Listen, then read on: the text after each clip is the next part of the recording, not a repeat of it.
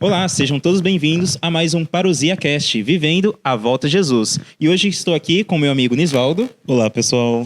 Iríamos começar mais um programa, mas antes, não se esqueça de compartilhar e curtir o canal para mais pessoas conhecerem sobre a volta de Jesus e conhecer as verdades que iremos aprender nessa noite. Olá, pessoal. Nós vamos apresentar o nosso convidado mega especial, Pedro Henrique Rocha de Oliveira. Ele tem 36 anos. O seu hobby é pregar, ler e ficar em casa sem fazer nada. Ele é de São José dos Campos. Sua formação é licenciatura em História, com pós-graduação em Metodologia do Ensino, de História e Geografia. Ele é professor de História, Geografia, Ciência Política, já lecionou Filosofia, Ensino Religioso e Atualidades. Atualmente, ele trabalha em 3 escolas. Uma escola particular e 2 escolas públicas. Seja bem-vindo, Pedro. Obrigado, boa noite e obrigado pelo convite também. Um crânio. Eu gostaria que você fizesse a oração de abertura para que a gente pudesse começar esse tema tão maravilhoso que é desta noite. Vamos lá. Nosso grande Deus, muito obrigado pela vida e saúde que concede a cada um de nós. Eu peço nesse instante que o Senhor envie o Teu Santo Espírito para abrir a nossa mente, o nosso coração, que todas as pessoas que ouvirem a mensagem dessa noite possam compreendê-la, aceitá-la e colocar em prática em sua vida, Senhor. Peço também que o Senhor perdoe os nossos pecados, em nome de Jesus. Amém. Amém. Bem, você de casa, você viu que chamamos alguém aqui muito especial, um currículo imenso, né? Filosofia, política, ensino religioso, história, porque o tema dessa noite não é qualquer tema. É um tema muito controverso, é sobre a lei que foi abolida. Ou será que tem uma lei que foi abolida na Bíblia? Vamos ver? Tanta gente fala aí, não, mas essa lei não vigora mais, não preciso mais seguir. Que lei é essa? Será que realmente é? E como que fica essa questão entre graça e lei? Será que sou salvo pela graça? Então, qual é a função da lei? Eu preciso de Cristo, ou eu preciso da lei, ou a lei me conduz a Cristo? Tantas perguntas que a gente vê no mundo evangélico, e hoje a gente vai descobrir o que realmente importa para a nossa salvação. Será que é apenas a graça? Será que a gente está no tempo da graça? Será que a gente tem que obedecer à lei de Deus ou não? Não preciso. São tantos porquês, né? Tantos porquês, e vão ser todos respondidos essa noite. E eu já quero que você já pegue seu caderninho para você também anotar os versículos bíblicos. Para você também anotar sua pergunta, se você tiver, você pode estar fazendo aí nos comentários. E a minha primeira pergunta é que tipos de leis encontramos na Bíblia? A Bíblia ela traz para a gente 4 tipos de lei. Ela traz leis relacionadas à saúde, e as leis relacionadas à saúde, elas fazem parte do plano divino, né? Para que o povo de Israel, que foi o público primário que recebeu. A gente precisa sempre lembrar que quando os autores escreveram um texto bíblico, eles tinham um público primário. E o público primário deles era o povo hebreu. Era o povo hebreu, o povo judeu, né, que na verdade é o mesmo povo. Só que, como foi algo inspirado por Deus, pelo Espírito Santo, essa mensagem também ela se estende até nós hoje. Então ela tem validade, toda a Bíblia, 100% dela, ela tem validade para nós que vivemos nessa época. Tá? O propósito de Deus ao criar as leis relacionadas à saúde, naquela época, era que o povo vivesse bem, vivesse saudável, né? Um dos propósitos é esse, que o povo vivesse bem, vivesse saudável, e por meio do seu testemunho, o povo espalhasse essas leis de saúde, essas bênçãos que eles recebiam por seguir as leis de saúde. Então, eles seguiam as leis de saúde que a Bíblia passa, ficavam saudáveis, e isso seria um testemunho para as nações vizinhas. Então, quando a Bíblia diz, quando Deus diz para Abraão, em ti serão benditas todas as famílias da terra, é no sentido de que ele derramaria bênção sobre o seu povo, se o seu povo obedecesse todas as leis, mas a lei de saúde também. E essas bênçãos seriam compartilhadas à medida em que as nações vizinhas tivessem contato com o povo, visse o testemunho e passasse a seguir esse Deus que aquele povo tão abençoado seguia. Essas leis de saúde são aquelas que a gente encontra lá em Levítico, que diz do que deve comer, o que não deve? São várias. Então, no Levítico 11, no capítulo 11 de Levíticos, ele apresenta uma dieta relacionada às carnes, né? Então, as carnes que são puras e as carnes que são impuras. Então, ele traz toda a descrição do que nós podemos e o que nós não podemos comer. Só lembrando que a nossa dieta original, lá no Éden, como ser humano, era uma dieta baseada em vegetais, em cereais, em frutas, legumes, verduras, né? Mas houve, depois do pecado, houve uma espécie de autorização para se comer carne. Não um incentivo, mas uma autorização para que a gente se alimentasse também da carne. Quando chega em Levítico 11, Deus ele fala quais a gente pode comer e quais a gente não pode comer, porque as que podem, elas são consideradas puras e as outras são consideradas impuras. Mas não são só essas leis, as leis de saúde não são só essas leis da alimentação. Tem outras leis também que se aplicam mais ao contexto do povo lá no deserto, né? Então, a gente tem que imaginar que o povo passou 40 anos no deserto. Era um povo que estava acostumado a ser escravo no Egito.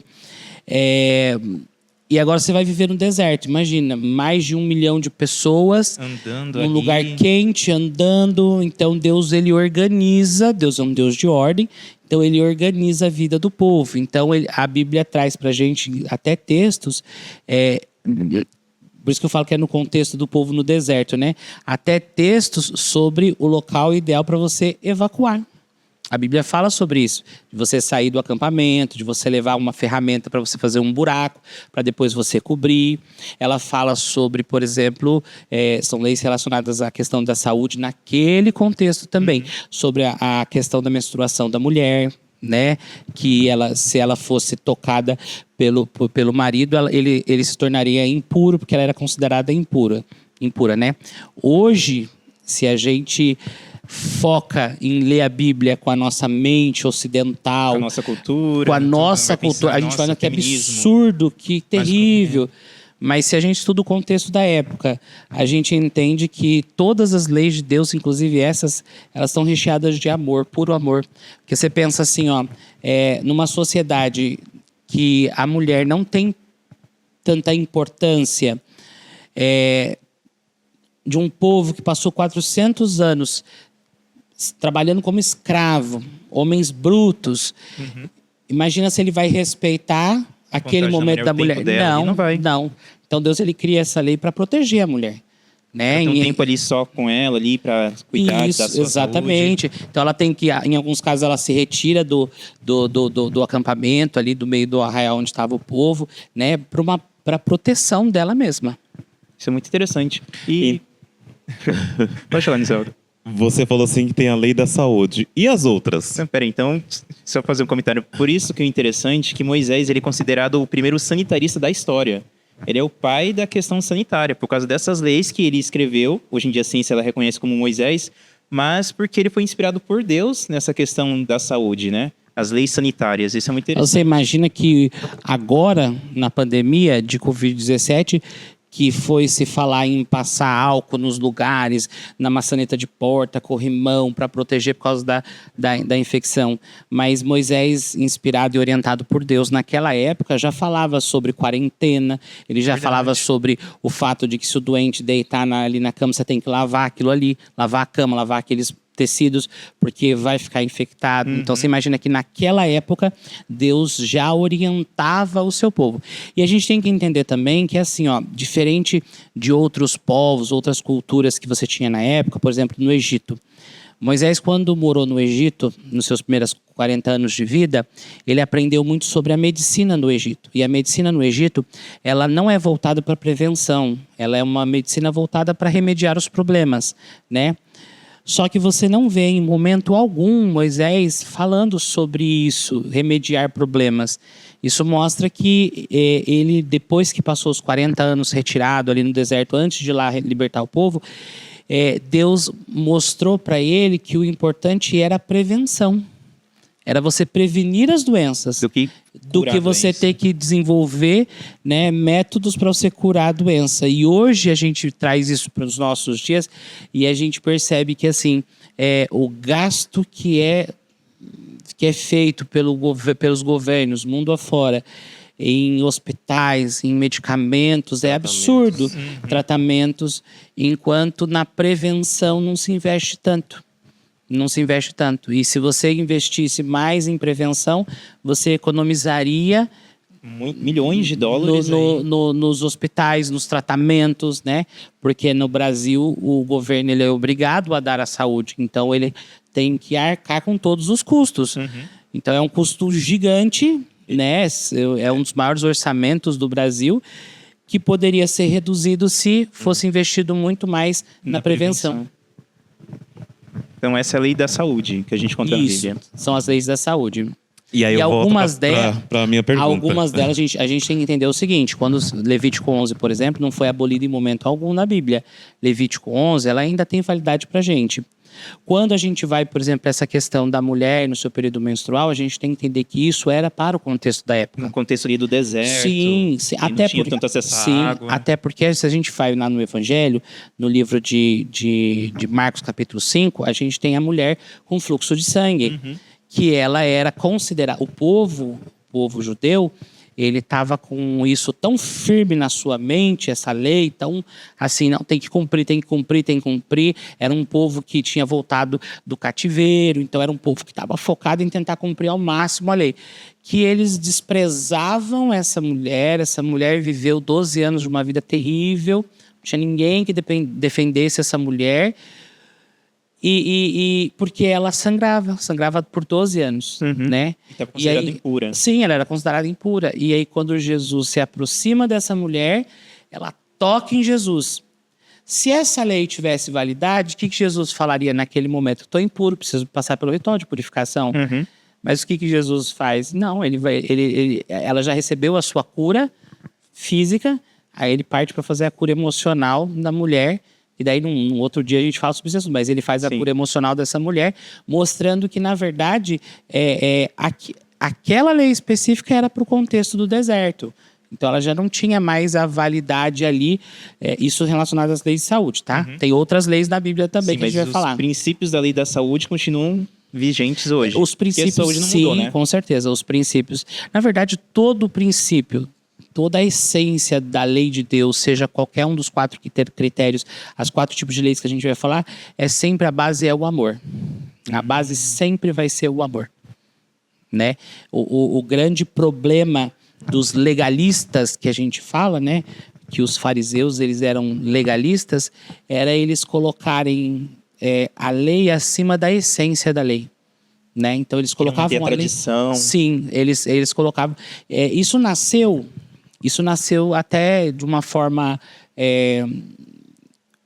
eu diria que por excesso de zelo, né? Com medo de voltar para o cativeiro porque babilônico. isso surgiu, na verdade, surgiu lá mesmo no cativeiro babilônico. Porque Deus sempre falou assim: olha, vocês vão para uma terra estranha se vocês se desviarem. Se vocês saírem da lei, vocês vão para uma terra estranha. Vocês vão... Então, o povo já tinha isso na cabeça dele. Quando eles vão para o cativeiro babilônico, é uma humilhação. É uma humilhação para eles, é uma coisa terrível. Né? Mexe com o orgulho deles. Se você for analisar, o povo, quando é levado por Nabucodonosor para o cativeiro, eles seguem o caminho geográfico mesmo, o mesmo caminho que Abraão fez lá atrás, quando Deus falou: sai dessa terra, que eu vou te dar a terra. Então, você imagina a vergonha. Eles têm que passar pela Síria. Para passar pela Síria, onde a gente sabe que nessa época os 2 reinos já estavam divididos, né? Israel e o reino de Judá.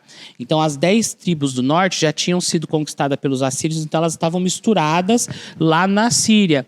E então eles viram o povo judeu, os irmãos dele, passando para ir para o cativeiro babilônico. Então Deus fala: sai dessa terra de idolatria, de paganismo, que eu vou dar uma terra para vocês. E agora eles têm que voltar. Então foi muito humilhante para eles ver o seu templo destruído. Eles tinham muito orgulho do templo que Salomão havia construído. E aí, ali no cativeiro, eles começam de uma forma até que sincera, tentar criar tradições, leis que eles mesmos criavam para tentar seguir as leis de Deus. E aí eles começam a complicar as coisas, porque eles vão, né? Criando lei em cima de Lei lei. em cima de lei, e acaba que E vira um algumas vezes legalismo. eles nem cumpriam, né? Nem cumpriam, porque daí a lei sobrecarregava, né? Sim. Sobrecarregava. Aí a lei vira um fardo.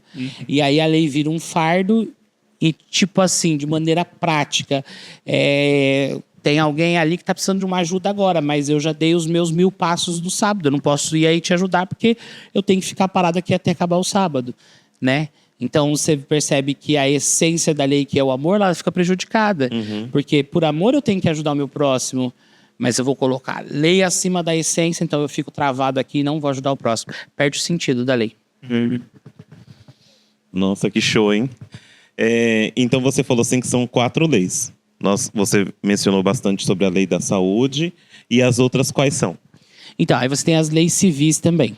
A gente precisa entender que o povo hebreu, o povo de Israel, ele é um povo que nasce como povo no Egito. Eles nascem no Egito. Então, todas as noções que eles vão ter de política, as noções que eles vão ter culturais, cidadania, tudo isso é a cultura egípcia, né? E Deus, ele precisa tirar isso do povo. Porque o povo está indo para a Terra Prometida. O povo vai chegar num lugar onde não vai ter um faraó, um imperador, que ele é considerado uma figura divina que representa os interesses de Deus. Não, o próprio Deus pretende governar esse povo. Tanto é que quando... uma teocracia, né? Uma teocracia legítima, real mesmo. Que Deus governando aqui. Isso, não igual às teocracias que a gente tem hoje, onde as pessoas se alegam como representantes de Deus, mas elas impõem ditaduras lá, né? Então, assim, o Deus precisava, esses 40 anos do deserto, e essas leis civis, elas foram para mostrar um rumo para esse povo naquele momento, naquele contexto. Tanto é que, se a gente for ver sobre essas leis civis, a gente encontra lá em Êxodo 21 e 22, você vai ver que lá ela fala, por exemplo, da questão do olho por olho, dente por dente. Esse era um princípio que a gente fala a lei de Talião, né? Era um princípio muito comum ali na região. Do Oriente Médio. Era muito comum no Código Oriente de Hammurabi. Médio. Isso, o Código de Hammurabi foi escrito levando em conta o princípio de Talião, que é o olho por olho, dente por dente. Então, você vai receber a sua punição à altura daquilo que você fez, né? E você percebe que na Bíblia aparece, né, algumas coisas assim, tipo, Deus falando, se você matar alguém, você vai ser morto também. E as pessoas, erroneamente, elas usam isso para dizer que hoje em dia a gente pode aplicar, por exemplo, pena de morte. E eu não consigo, Usa bastante. Eu não consigo encontrar na Bíblia nenhum lugar que libere a pena de morte. Eu não consigo. Até porque, assim, a nossa concepção de justiça, ela é uma concepção muito equivocada. A gente não tem uma concepção de justiça. A justiça brasileira, por exemplo, ela é baseada no direito romano. Só que o direito romano é todo pagão. A cultura romana, ela é essencialmente pagã. Sim. E a justiça, ela está ligada à ética, ela está ligada à questão de valores. E a gente não tem um código de ética, de valores formado, né? Eu quando dava aula de filosofia, a gente discutia muito sobre questão de pena de morte, questão de aborto. E eu procurava não trazer aquilo que eu pensava para os meus alunos não se tornarem só repetidores do que eu pensava. Então, eu buscava fazê-los refletir. E quando a gente trazia nessa questão de ética, de moral, de valores, eu tentava mostrar para eles que a gente não tem isso fechado na gente. Até mesmo dentro dos ciclos religiosos, a gente não tem isso firme e forte, né? O que é o meu valor? Porque, assim, e é confuso, porque a gente tem muito cristão que fala assim, eu sou contra o aborto porque eu sou a favor da vida. Mas eu sou a favor da pena de morte. Não, peraí, qual que é o seu valor? Entra em contradição, né? O seu valor não é a vida? Se o seu valor é a vida, é em todas as situações. Então, o estuprador, ele também tem que viver tanto quanto o feto, o neném que está ali dentro, né? Então, as pessoas caem em contradição, por quê? Porque elas não têm esse sistema de valor firmado, né, na palavra de Deus. Porque aqui você consegue extrair quais são os sistemas de valores. O próprio povo hebreu não tinha, o povo judeu não tinha isso firme na cabeça deles. Porque quando Deus entrega a lei lá para eles no deserto, até chegar em Jesus, por exemplo, tudo isso já foi deturpado. Foi. Só que Jesus não vem mudar nada. Ele vem cumprir. A gente vai falar sobre isso Vamos daqui a chegar pouco. lá. A gente vai Mas chegar lá. interessante que essas leis civis, elas tinham um princípio de justiça, que hoje a gente não encontra na nossa sociedade, a justiça, né? Tinha a cidade do refúgio. Por mais que você, sem querer, matou alguém, o certo você seria ser morto, né? Mas você tinha que fugir para a cidade do refúgio, que era um momento ali de misericórdia, para você chegar no sumo sacerdote, que era a função de juiz, explicar todo o caso, para você ser julgado, e aí sim você seria condenado ou absolvido. Mas hoje em dia, com o nosso sistema penal, que é falho, não tem como a gente colocar uma pena de morte, porque vai que você mata um inocente. Exatamente. Temos um Deus assim para dizer, ó, isso é aquilo. Uma coisa é Deus dizer. Porque você acha na Bíblia lugares onde Deus fala assim, vai lá e mata todo mundo, não deixa ninguém, não deixa mulher, não deixa criança, não deixa animal. Os não deixa amalequitas, lendo nada. nesse caso. Você vê isso. Aham. E aí você fala assim, nossa, mas Mas que por quê? absurdo, Uhum. por que Deus fala Deus isso? mau é esse. E aí quando eu falo que a gente não tem essa noção de justiça tão firme na nossa cabeça, Deus ele é justo. A gente não pode ter dúvidas de que Deus ele é justo, 100% justo. E dentro de todo o plano de salvação e o plano de Deus de acabar com o pecado por toda a eternidade, ele se preocupou com isso, né? Nós vamos passar, de acordo com o conceito bíblico, a gente extrai isso da Bíblia, nós vamos, quando Jesus voltar, ele vai levar os salvos para o céu. E nós vamos passar quanto tempo no céu? Vamos passar 1000 anos, período do milênio. O que a gente vai fazer no céu do milênio? Qual vai ser a nossa ocupação dos salvos? Eu falo a nossa porque eu acredito que a gente vai ser Seremos salvo. Amém. Amém. Amém. Qual que vai ser a nossa ocupação no céu? Nós vamos passar 1000 anos julgando. Quem que nós vamos julgar no céu? Os ímpios. Não. Não? A gente não tem condições de julgar os ímpios. Nós vamos julgar o próprio Deus. Sabe por quê? Considerado justo. Aham. Porque ele, quando ele buscar os salvos, ele já vai ter deixado os ímpios. Então, a gente já vai saber que aqueles vão morrer. Mas antes de Deus acabar com o pecado e acabar com os ímpios, ele vai permitir que a gente julgue a decisão dele. Então, por 1000 anos, caso a caso, dos ímpios, a gente vai passar analisando, para a gente ter a certeza de falar assim, nesse caso Deus foi justo, nesse caso Deus foi justo, nesse caso Deus foi justo. Porque não pode restar dúvida sobre a justiça de Deus pela eternidade. Isso aí. Então a gente vê esses casos na Bíblia e a gente acha que Deus, nossa, mas Deus mandou matar mulher, mandou matar criança. A gente não entende o porquê. Algumas coisas a Bíblia fala, Deuteronômio 29, 29. Tem coisas que estão encobertas pra gente. Tem coisas que estão reveladas. Isso a gente tem que se apropriar, estudar, ir atrás de entender para colocar em prática. Mas aquilo que está encoberto pertence ao Senhor. Somente E ele vai saber. se na eternidade ele achar que deve, né, descobrir aquilo que está encoberto, é com ele, não é com a gente, tá? Inclusive, nosso último episódio foi sobre o juízo. Se você ficou com uma dúvida sobre julgamento, 1000 anos no céu, o que é isso? Os últimos episódios está aí no YouTube. E também, se você quiser um episódio inteiramente sobre o milênio, o pastor Fábio Moreno veio aqui, gravou com a gente, muito bom, explicou tintim por tintim o que a gente vai fazer nos 1000 anos lá no céu. Então, só acessar aqui, ó, e assistir. Maravilha. Eu gostaria de perguntar para você se existe alguma lei que Eu foi... falei de calma. 2 leis ainda só. Falta mais duas. Ah, tá. É que eu falo demais, eu reconheço isso. Mas eu falei de 2, faltam O as professor 2. sempre fala, né? Misericórdia, se deixar vai até meia-noite, tá? Então, nós temos a lei da saúde, lei civil. Então, aí a próxima lei são as leis cerimoniais.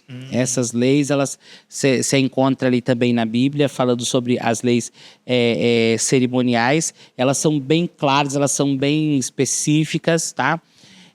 Só que a gente precisa entender que as leis cerimoniais, elas foram criadas por Deus e elas foram passadas para Moisés para que ele registrasse, para que o povo seguisse as leis cerimoniais no período em que o santuário tinha uma validade. Como assim o santuário tinha uma validade? Deus chama Moisés e fala assim, Moisés, olha, eu vou te mostrar o que tem aqui no céu. E ele mostra o santuário celestial para Moisés. E ele fala assim, agora, Moisés, o santuário celestial o que acontece no santuário celestial é o que vai garantir a salvação das pessoas. Então eu quero que você faça no deserto, aí onde vocês moram, no meio do povo, um santuário, um tabernáculo, porque eu quero morar no meio do povo. Mas Moisés, faça do jeitinho que você viu no céu, tá? E aí Deus passa para ele todas as leis relacionadas ao santuário. Por que Deus pede para construir para ele um lugar para ele morar? não é porque Deus precisa disso. A gente tem que entender isso. Quando Deus pede para construir um santuário no deserto, é porque ele tinha o propósito, principalmente era o propósito de ensinar sobre o plano da salvação para o povo. Ensinar sobre o plano da salvação. A gente tem que entender isso porque naquela época não era comum se construir templos para o Deus de Israel. Não era comum. Isso era uma prática pagã. Os pagãos construíam templos para os seus deuses. Deus só pediu o altar, né, para sacrifício. Tanto é que qual que era a concepção, e a gente acha que isso é só no Novo Testamento, a concepção de que eu sou o templo, eu sou a igreja, então a igreja está por aí, não é só um prédio físico. Abraão, por onde passou, Abraão adorou a Deus e fez altares. Uhum. Né? Então era todo um momento, a terra toda era um templo para Deus. Os pagãos é que limitavam os deuses dele, fazer uma construção para colocar eles ali dentro, o Deus. E aí eu só vivo a minha religiosidade ali junto na casa do Deus, onde ele está me observando, sabe? E é tão ruim isso, porque depois você começa a perceber que os judeus lá na frente, eles vão dar muito mais valor para o templo do que para as coisas que realmente importam, né? Então, quando Deus pediu para se construir o santuário, o propósito era, vocês vão aprender sobre o plano da salvação. Então, dentro do plano da salvação, tem que haver um sacrifício. Então, vocês vão ter o cordeirinho, vocês vão ter aquelas ofertas todas que vocês vão fazer. Dentro do plano de salvação, tem que ter a figura do sacerdote. O propósito da figura do sacerdote é a intercessão. Tem que ter o sumo sacerdote, porque o sumo sacerdote, uma vez por ano, ele vai entrar no Santíssimo, ou no Santo dos Santos, né? Ele vai fazer ali todo o ritual que a lei cerimonial aponta, para que ele esteja na presença de Deus, para que ele possa apresentar o sacrifício do ano todo e Deus aprovar aquele sacrifício. Só que todas essas leis, todos esses símbolos, todos esses tipos que a lei cerimonial apresenta, elas apontam para uma pessoa, que é a pessoa de Cristo. É a pessoa de Cristo. Tá? Então, quando Cristo vem, ele é o Cordeiro de Deus que tira o pecado do mundo. Ele é o sacerdote que é o nosso intercessor. Né? A gente pode até levantar aquela questão. Mas tinha que ser da tribo de Levi. Não, Hebreus fala que Jesus ele era o sacerdote perfeito segundo a ordem de Melquisedeque. Melquisedeque é alguém que aparece, um sacerdote que aparece, quase não tem informação sobre ele, mas ele é apresentado como um sacerdote de Deus. E rei também. Né? E rei também. Então, e Jesus ele tem essas duas funções, ele é rei por direito e ele também é o sacerdote. E como sumo sacerdote também. Então essas principais funções, na verdade tudo, a água, a bacia, o altar lá fora de sacrifício, o incensário lá dentro, a mesa, os pães, tudo isso aponta para Cristo, né? Então fazia sentido ter um santuário no deserto, móvel, porque eles estavam viajando, 40 anos, mas estavam viajando. Fazia sentido na Terra Prometida construir um templo? Fazia, porque as leis ainda estavam em vigor, essas leis cerimoniais. Faz sentido hoje a gente seguir as leis cerimoniais? Não, porque se já foram cumpridas em Cristo, né? É aquele texto, o fim da lei é Cristo, mas o fim não tipo de fim, mas de finalidade. A finalidade da lei é Cristo. Em Cristo. Quando fala a finalidade da lei é Cristo, está falando das leis cerimoniais. A finalidade da lei é apontar para Cristo. Então, a partir do momento que Cristo cumpre essa lei cerimonial, ela deixa de existir. Então, tanto é que quando Jesus morre, o que acontece com o véu do templo? Se rasga. Ele se rasga. Qualquer um agora tem, por Jesus, por Cristo, pelo que ele fez ali, qualquer um tem acesso a Deus agora. Então, a função dessas leis foram transferidas para Cristo. Que Cristo, como você falou, é o amor. Que a base dessas leis é o amor. A base da lei de Cristo é o amor. Então, né? A gente não pode deixar de lembrar que assim, não foi Deus Pai que entregou os 10 mandamentos e Jesus agora está cumprindo. Não, é o próprio Jesus, né?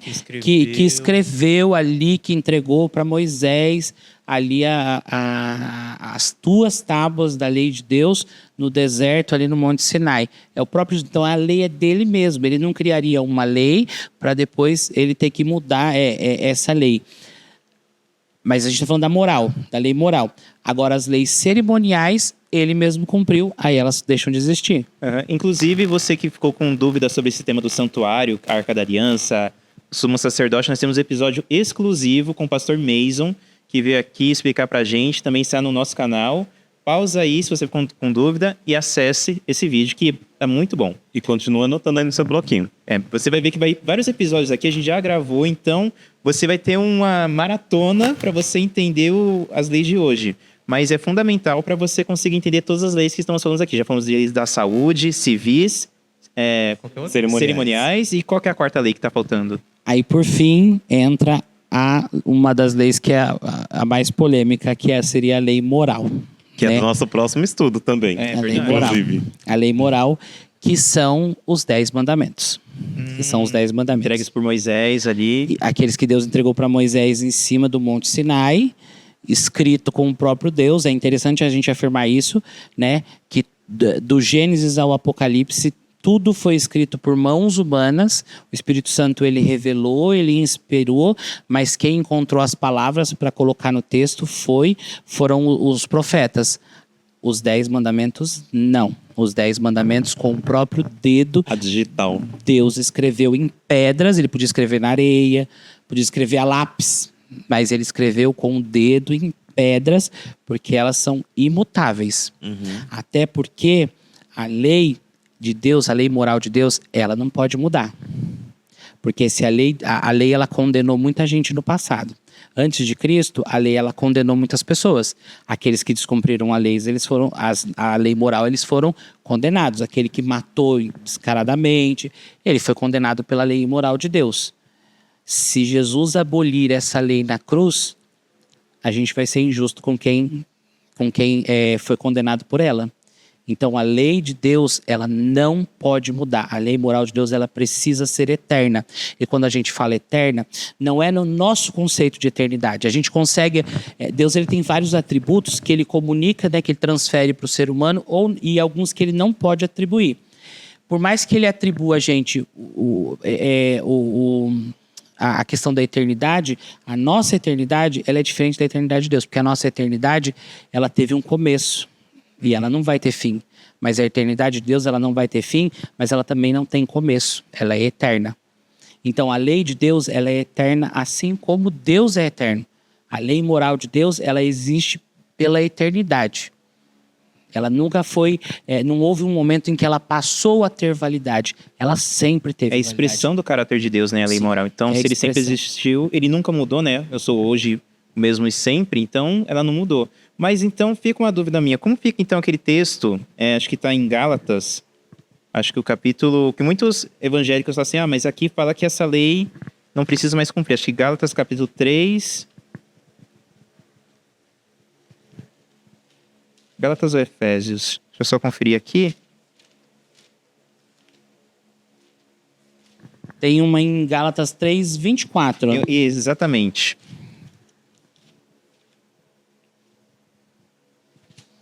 Ah, sim, ó. Esse texto de Gálatas, posso ler? Pode ler. Gálatas 3, 24, ele diz assim, ó.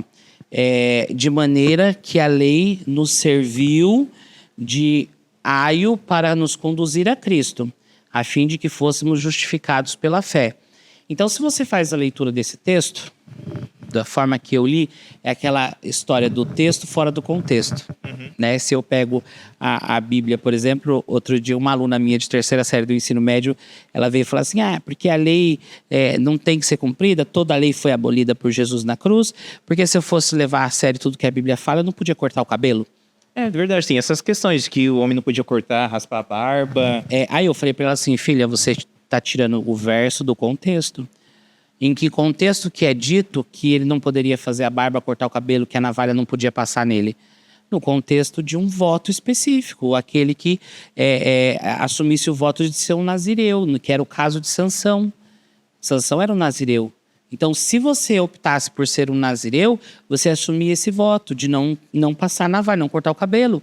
Mas não era para todo mundo seguir isso, né? Se você pega o verso lá que fala, mulher, sede submissa aos vossos maridos, você pode dizer o quê? Porque a Bíblia é machista, porque está falando que é o homem que manda. Porque não, vai ler o contexto, vai entender o que é a submissão, qual que é a visão bíblica de submissão, qual que é o contexto que o verso está inserido. Você não pode esquecer que a Bíblia também fala, marido, amai vossas esposas como Cristo amou a igreja e esteve disposto a dar a vida por ela.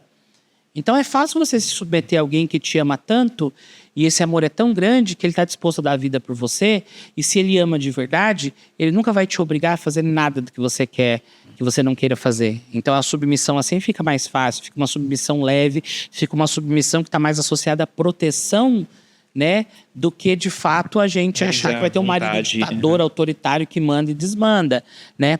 Então aqui nesse texto, se você ler só o texto, você vai tirar ele do contexto, né? Aqui está falando de qual lei, qual é a lei que está sendo trabalhada aqui. Essa é a lei cerimonial. Então, quando é escrito aqui em Gálatas que ele fala assim, de maneira que a lei cerimonial, ela nos serviu de aio para nos conduzir a Cristo, ela está dizendo o quê? Que a lei cerimonial, que era você matar o cordeirinho, né? E tinha que ser um cordeirinho sem defeito, que representava algo para você, que era para ser uma coisa triste, não era para ser uma coisa feliz. Não era para você. Sacrifício, não era para você chegar no templo e falar assim: eu vou comprar aquela ovelha ali que eu não conheço. Não, era uma ovelhinha que você cuidou, que você tinha afeição por ela. E não era o sacerdote que imolava, não era o sacerdote que passava ali a faca. Quem passava a faca era você mesmo que passava, era você que cortava aquele sangue. Então, o que está dizendo aqui? Que tudo isso serviu para nos conduzir a quem? A Cristo. Apontar para Cristo, né? Exatamente, só que agora, toda aquela lei que tinha o cordeirinho, que era o tipo, que era o símbolo, ela encontrou o antítipo. Ela encontrou o seu cumprimento em Cristo. E qual lei que encontra o seu cumprimento em Cristo? É a lei cerimonial. Nenhuma outra lei ali na Bíblia encontra o seu cumprimento em Cristo.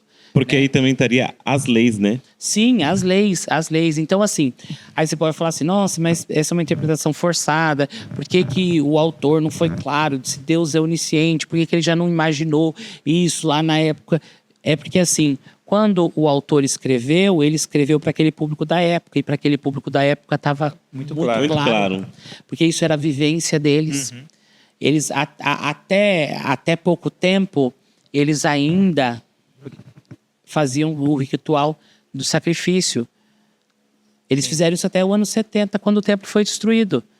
Né? Mesmo que o véu rasgou, eles continuaram. Eles costuraram de novo. Uhum. Deus rasga o véu dizendo, você pode chegar até mim agora por Cristo.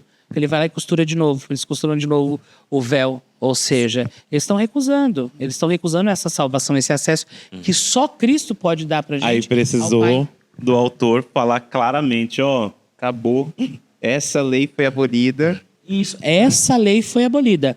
Então, os cristãos dali, os primitivos, a igreja primitiva, já não tinha mais essa questão do sacrifício e das leis cerimoniais. E também tem as leis, questão dos feriados também, tá ligado a isso? Também as leis cerimoniais? É porque, na verdade, todos esses feriados tinham relação com o santuário também.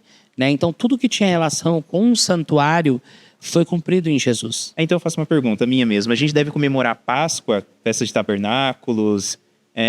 Festa da colheita. A gente não planta, né? Mas festa da colheita, da temporã, essas festas judaicas. Não, a gente não precisa comemorar isso. Tudo que estava relacionado ao templo, a gente não precisa comemorar. A Páscoa, a gente não precisa comemorar a Páscoa. A gente precisa entender o que ela representa, o que ela significa, né? Porque, assim, Jesus instituiu para a Páscoa novos símbolos que a gente faz na Santa Ceia. Então, a Santa Ceia seria a comemoração da Páscoa, que seria uma lembrança, na verdade. Seria uma lembrança. A Santa Ceia é assim, é quando eu reconheço que Cristo me salvou, né? Eu já fui batizado, entreguei minha vida para Ele, que Ele me salvou da escravidão do pecado. Então ela tem, na verdade, o mesmo significado que teve lá no Egito para o povo hebreu. Mas agora vocês são escravizados e eu vou libertar vocês e eu vou levar vocês para uma terra onde mana leite e mel. A Canaã celestial que seria pra Isso. gente. Pra gente hoje é a mesma coisa. Cristo, ele então deu um novo significado. Sim. Aumentou, né? Ele cumpriu nele o significado, Da né? Páscoa, o Cordeiro Da Pascual, Páscoa. aham. Cumpriu nele o significado, né? Então, assim, hoje a gente faz a nossa Santa Ceia, né? Lembrando que existe também diferença da Santa Ceia, né? Os católicos, eles acreditam na transubstanciação, que é quando eles acreditam que na hora que o seu sacerdote, né, o padre ali, quem está dirigindo a cerimônia religiosa, ele profere ali algumas palavras, agora eu não lembro as palavras em latim nem em português. Mas ele abençoa ali. Quando ele fala as palavras ali, aquilo ali literalmente se torna o corpo e o sangue de Cristo para as pessoas ingerirem, né? E quando, na verdade, os protestantes, né? Nós somos protestantes, a gente acredita, a visão bíblica que a gente tem é da consubstanciação, que Cristo ele se une àqueles símbolos e quando nós comemos aquele pão e que tomamos aquele suco, a gente está recebendo Cristo pra gente. Mas isso é através de um simbolismo. Mas é um simbolismo. Não literalmente. Né? Não é canibalismo de aquilo se transformar e a gente literalmente comer. Tá? Não é assim que funciona.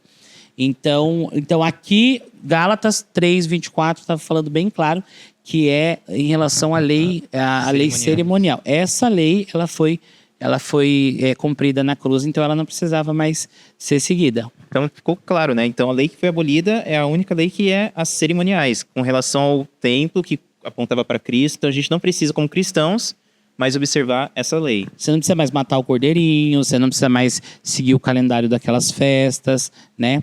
Hoje o judeu, como o judeu não aceitou Jesus como Messias e alguém que cumpriu, hoje o judeu, ele acredita que ele vai conseguir um dia, embora geopoliticamente seja impossível isso, né? Gera uma terceira guerra mundial. Ele acredita que ele vai reconstruir o templo, né? Para voltar ali toda a lei cerimonial acontecer no templo. E tem evangélico também que acredita nisso, né? Tem igrejas que acreditam nisso, acreditam que o Messias não voltou até agora porque o templo está destruído. Quando construi o templo, o Messias volta, né? E o judeu ele se prepara para isso, tanto que muitos dos utensílios do templo já foram feitos, já estão prontos, já estão guardados, só esperando eles construírem isso aí. Se pesquisar na internet, você encontra Sim, tem um canal. o movimento do templo, alguma coisa assim. do templo que está lá. Isso, é isso mesmo. Muitos assuntos hoje, olha. Tá Bastante. E ele respondeu bastante questões que a gente estava em dúvida, né?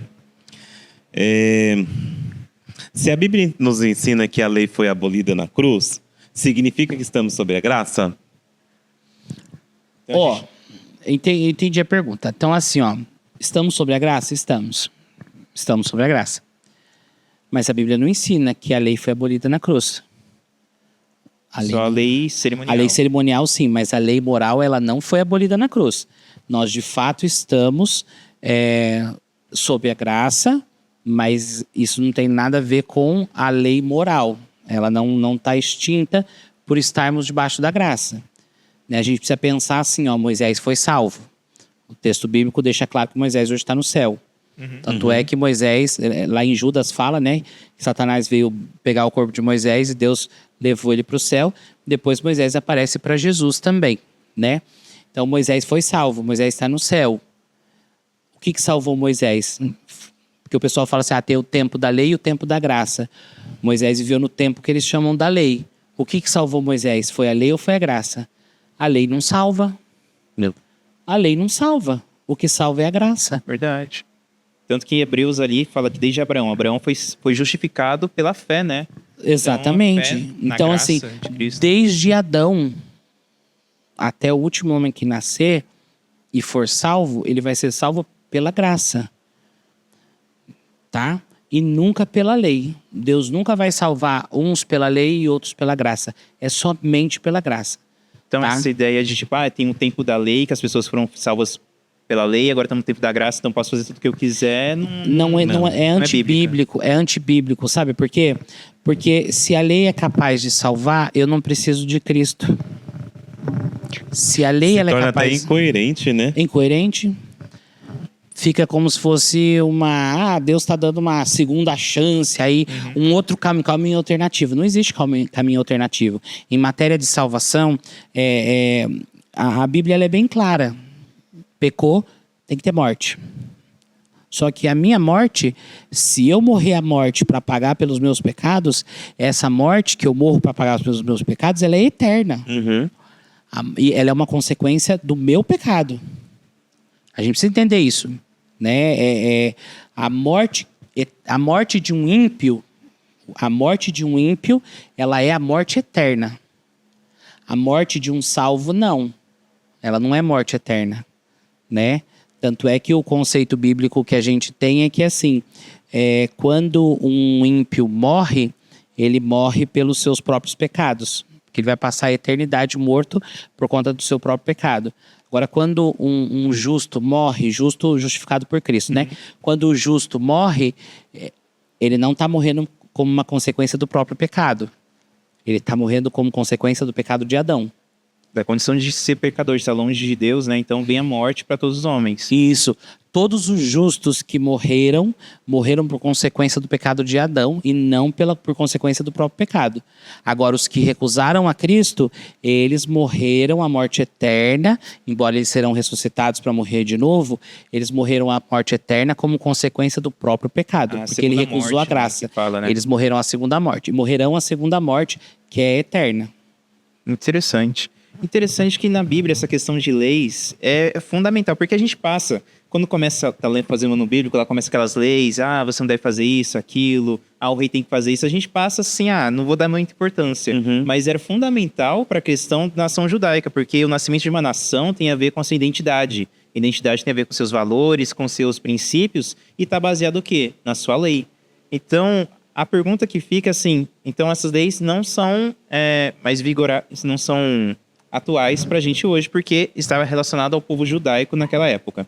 Mas então, que lei que fica para nós hoje? Será que a relação dos 10 mandamentos, então, é obrigatório para a gente hoje ou não? Porque dos 10 mandamentos eles estavam também na Arca da Aliança, tem uma questão com o santuário. Já que não temos mais santuário, então posso dizer que aquela lei moral, por dizer, também passou. Não temos mais santuário hoje, a Arca da Aliança sumiu. Eu tenho que cumprir, então, os 10 mandamentos? Então, se a gente considerar que os 10 mandamentos é a lei moral de Deus e ela é eterna, ela sempre existiu, ela continua na aliança. Mas ela não me salva. De forma alguma. A lei é incapaz de salvar. A minha fé em Jesus, então. Se eu creio que ele obedeceu, então pronto, ele cumpriu por mim, eu não preciso mais cumprir. Então, vamos lá. Se você acredita que Cristo pode te salvar, e você quer ser salvo por ele vai te salvar. Ele vai te salvar. E a salvação, a pessoa que foi salva, ela demonstra que ela está salva. Como que ela demonstra que ela está salva? Cumprindo a lei de Deus. Quando você vai para o livro de Apocalipse, lá no livro de Apocalipse, ele mostra a história do grande conflito. Um conflito entre o dragão, que é Satanás, e entre Jesus, entre Cristo. Tá? O Apocalipse traz muito essa batalha. E ele traz, em alguns momentos, a história do mundo. Então ele passa na 7 trombeta a história dos mundos, dos selos, a história do mundo, a história da igreja de Deus. E ali no Apocalipse, a linguagem que o autor usa, ele fala que a igreja de Deus, ele usa o termo mulher. Né? A mulher é a igreja de Deus. Jesus é o noivo e a igreja é a mulher.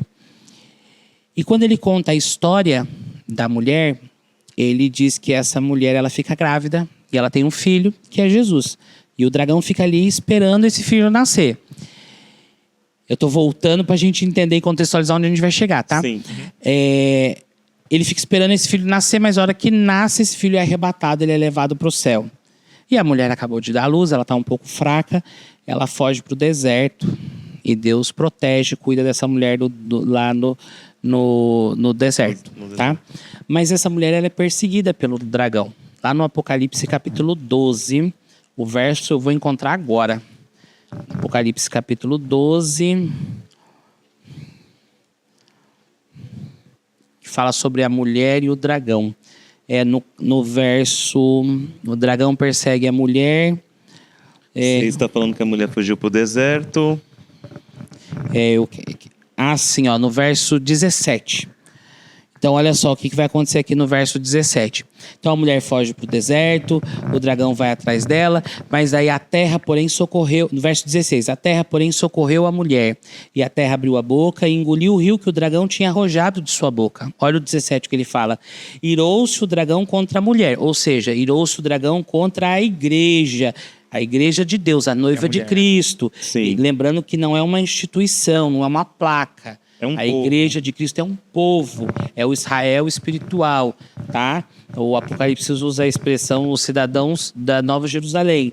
É esse povo, tá? Então a gente não pode dizer que é o adventista do sétimo dia, porque tem muita gente de adventistas do sétimo dia que não faz parte desse povo, assim como tem muitos que não são adventistas, mas fazem parte dessa mulher, dessa igreja que está aqui. É aquela história do que Jesus falou, né? Tem ovelhas que não são desse aprisco, mas convém a mim chamá-las. Exatamente. Então ele fala no 17, irou-se o dragão contra a mulher e foi pelejar com os restantes da sua descendência. Quem são?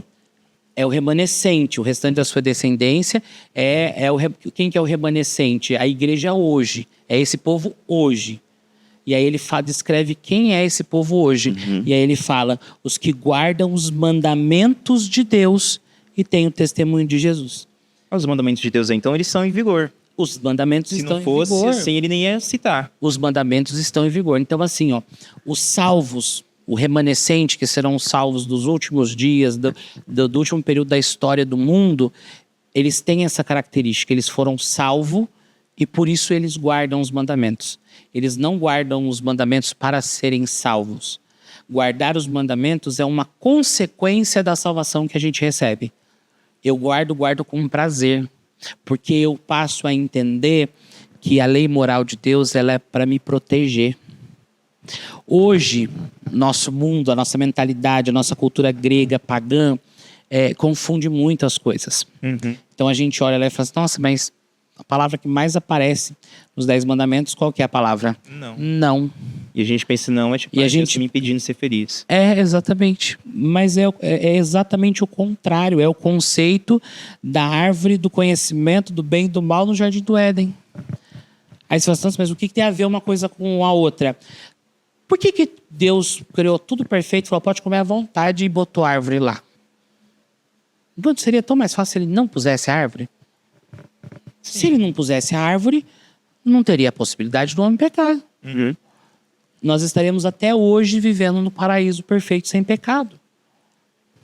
Mas até hoje a gente estaria sem liberdade.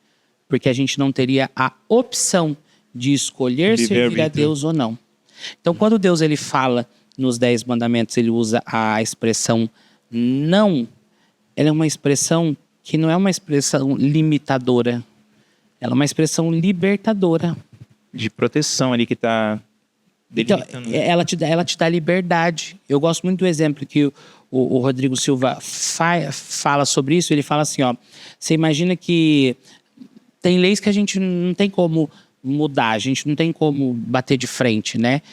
Se caiu a temperatura, vai fazer frio, você vai sentir frio. Você não tem como falar assim, vou mudar essa lei e quero sentir calor no meio da neve. Não tem como. As leis da física, as leis naturais. Então vamos supor que tem a lei que você é obrigado a dar um presente para ele no aniversário dele. Exatamente. E aí ele vira para você e fala assim, ó, não me dê um livro. Aí você fala assim, nossa, não é uma coisa ruim, não. Ele tá te libertando para você dar o que você quiser, desde que não seja menos um livro. Uma se condição, né? Se você quiser dar um copo descartável usado, você pode dar, você tá livre para isso. Se você quiser pegar um papel higiênico que alguém assou o nariz e dar, você tá livre para isso. Boa ideia. Você entendeu? Não gostei da ideia. Agora, se ele vira para você e fala uma palavra que é o imperativo, positiva, igual o mundo defende hoje, né? Me dê um carro 0 km. Aí eu tô dando uma condição. Aí agora você tá limitado. Você percebe que você tá limitado? Isso não é bom. Isso não é bom. Tá vendo, Elisandro? Não é bom. Não é bom porque você precisa servir a Deus, você precisa adorar a Deus, você precisa querer estar com Deus e não por obrigação. Então a árvore, quando ela foi colocada no jardim, a árvore, essa expressão conhecimento do bem e do mal, ela aparece em outros lugares da Bíblia. Ela está relacionada à maturidade da pessoa em ter condições de discernir entre o que é certo e errado mesmo, né? Decidir sobre questões morais, valores morais. Você encontra outros textos da Bíblia que amparam essa ideia. Você falando, ô Pedro, me fez lembrar assim, uma criança, a chapa do fogão tá ali quente, e a mãe fala, não coloca a mão aqui. A criança curiosa coloca. E aí o que acontece? Uma consequência. Uhum. Uma consequência. E é Exatamente. o que acontece quando a gente desobedece a lei, quando a gente não segue a lei, a gente tem o quê? Consequências. Sim. Sim, exatamente. É porque assim, né? Aí no caso da árvore, ela era o que garantia a liberdade do ser humano. A árvore do conhecimento do bem e do mal é o que garantia a liberdade do ser humano. Então, Mas quando eu falo da criança, é porque assim, a criança deve confiar no adulto. Se ele está Sim, falando, é para o meu porque bem. ele tem maturidade para dizer para você, né, o que vai dar bom, o que vai dar ruim. Sim, A mesma coisa é com Deus. exatamente. Deus, ele tem condições de dizer para você assim, olha, não mate, não cobice. Ele tem condições de dizer isso para você. E se você for na dele, você vai ser livre para segui-lo. Sem saber o conhecimento ruim que gerar. A gente tem uma concepção, principalmente no meio adventista, e eu não quero polemizar, tá? Eu quero que as pessoas estudem, tá? O comentário bíblico adventista, tem o tratado de teologia, tudo isso tá lá nos textos do Espírito de Profecia. Mas a gente tem aquela visão de que a gente já nasce com livre-arbítrio. Já nasce com livre-arbítrio. A gente não nasce com livre-arbítrio. A Bíblia ela é bem clara. Quando a gente nasce o quê? Escravo do pecado. Uhum. A gente já nasce escravo do pecado. Que opção tem o escravo? O escravo tem opção? Não. Ele vai fazer o que o seu Senhor manda ele fazer. Então chega um momento da sua vida que você vai decidir por Cristo ou não. Quando você decide por Cristo, e geralmente as pessoas batizam quando elas decidem por Cristo, aí Cristo vai te dar o livre-arbítrio. Antes disso, você não tem livre-arbítrio. Porque antes de você escolher ser servo de Cristo, você é escravo de Satanás. E escravo não tem opção. Quando você escolhe a Cristo, ele te dá o livre-arbítrio. Ele fala para você assim, agora que você me escolheu, que você é meu, você pode escolher entre me servir ou não. Aí você ganha liberdade. Cristo dá liberdade. Satanás não dá liberdade. Verdade. Entendeu? Que me fez lembrar também Moisés. A gente está falando do contexto aqui de lei. Moisés que escreveu essas leis. No final, né, do livro de Deuteronômio, ele fala assim, olha, agora que vocês sabem dessa lei, cabe vocês, o povo, escolher entre a bênção e a maldição. Mas escolham a bênção. Deus quer que vocês escolham a bênção, porque escolham a vida. Então o povo agora ganhou esse livre-arbítrio. Antes eles tinham essa mentalidade de escravo, de tipo, não, tenho só obedecer aquilo que está sendo proposto. Agora com essa liberdade que eles ganhou, a gente pode escolher entre a vida ou a morte, então vamos escolher a vida. Tanto que Josué depois de tudo isso, ainda com a mesma mentalidade que ele cresceu, nasceu no Egito, ele fala assim, ó, escolham hoje a que Deus vocês vão servir, mas eu e minha casa serviremos ao Senhor. Então as leis de Deus não são limitadoras, elas nos trazem opções, nos trazem a liberdade. A questão de lei está envolvida com liberdade. Eu posso dizer para você assim, que hoje eu cumpro eu cumpro a lei de Deus, eu tento cumprir a lei de Deus para eu manifestar a minha liberdade. Eu sou livre para seguir a lei de Deus e por isso eu a sigo. Agora, se eu não fosse livre, eu ia seguir por uma imposição. Uhum. Ele não está impondo nada para mim. Ele está me dando a oportunidade de querer ser livre e seguir a sua lei. Isso é muito interessante com Deus, porque ele não impõe nada. Ele sempre é um Deus que te oferece a escolha. E a gente, como cristão, deve refletir a mesma coisa. Essa questão de lei, a gente muito pensa, mas todo mundo tem que seguir a lei da Bíblia, tem que ser obrigatório, por exemplo, nos Estados Unidos. Ultimamente, nos últimos meses, se tornou obrigatório o ensino dos 10 mandamentos dentro da escola. Mas muita gente fala assim, que bom, nossa, deve ser ensinado. Sim, mas não uma coisa obrigatória. Nada que é imposto, assim, questão de ser obrigatório, a gente vê com os bons olhos. Então, a gente vai para o livro de Daniel, por exemplo, e a gente fica super feliz quando Nabucodonosor emite aqueles decretos. Olha, agora está todo mundo obrigado a seguir a Deus e do Deus de Daniel e o Deus de Sadraque, Mesaque e Abednego. Como assim? Isso aí é falta de liberdade. Uhum. Isso é falta de liberdade. Foi de um extremo, pagou agora para o outro. Deus não espera ser adorado Por obrigação. por obrigação. Ele espera ser adorado por livre e espontânea vontade. Não adianta a gente achar assim, Deus quer ser adorado por quê? Para enaltecer o ego dele? Não. Porque Deus sabe que tudo aquilo que a gente adora, a gente se torna muito parecido, muito semelhante. A gente se torna muito semelhante com aquilo que a gente adora. A contemplação, né? Isso. E Deus, ele quer que nós nos tornemos cada dia mais semelhante a ele. Esse é o propósito do plano da redenção. Restaurar aquela imagem que foi criada no Jardim do Éden, do homem sendo a imagem e semelhança de Deus. Ele quer restaurar isso. Por isso ele espera que nós o adoremos, para nós restaurarmos, o conhecermos e nos tornarmos mais parecidos com ele. Muito interessante. Nessa questão de conhecer a Deus, aí entra os 10 mandamentos, que é a expressão do caráter de Deus. E outro detalhe que eu me lembrei aqui é que nessa questão do santuário, a lei de Deus ela ficava dentro da Arca da Aliança. Mas essas outras leis que Moisés escreveu no livro, Deus pede para ele colocar ao lado da Arca da Aliança, não dentro. Então isso tem a ver também com essa questão Sim, com certeza. de vigorar e ser eterno. Eterno somente são os 10 mandamentos. Sim. Agora as leis civis, Cerimoniais e algumas das leis de saúde não têm validade. Tá? Interessante. E a gente tem que entender também que o pessoal usa muito a expressão de nova aliança, né? Tudo bem a gente usar essa expressão nova aliança. Eu não sei se é o termo mais adequado para isso, mas agora na cabeça não vem nenhum outro termo mais adequado.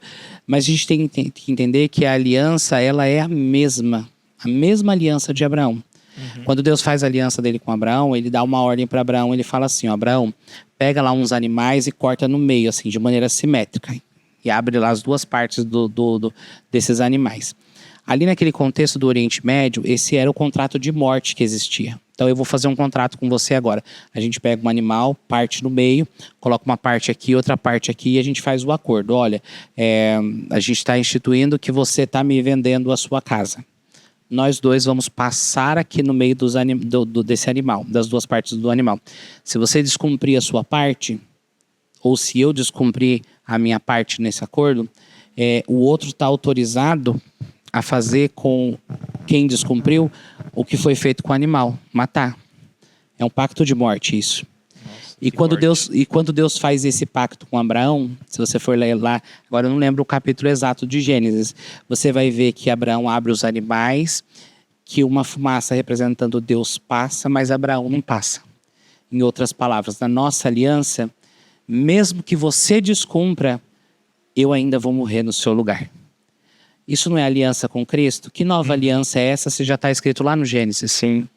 Se lá no Éden essa aliança foi instituída, quando lá no capítulo 3, quando fala do Messias que viria para pisar na cabeça da serpente.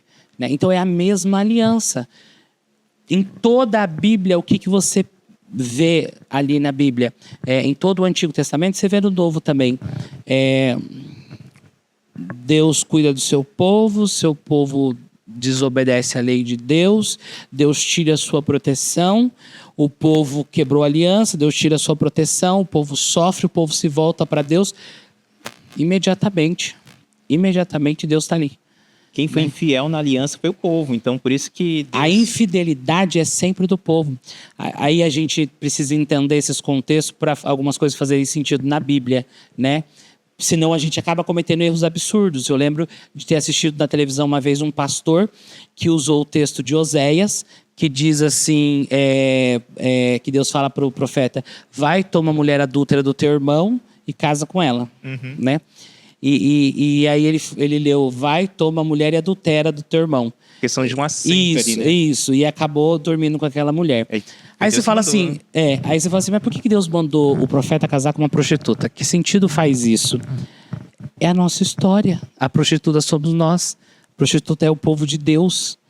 No Apocalipse, essa mesma mulher que Deus protege, que Deus cuida, que Deus protege lá no deserto, ela aparece como depois? Como uma meretriz, como uma prostituta que se deitou com os reis da terra.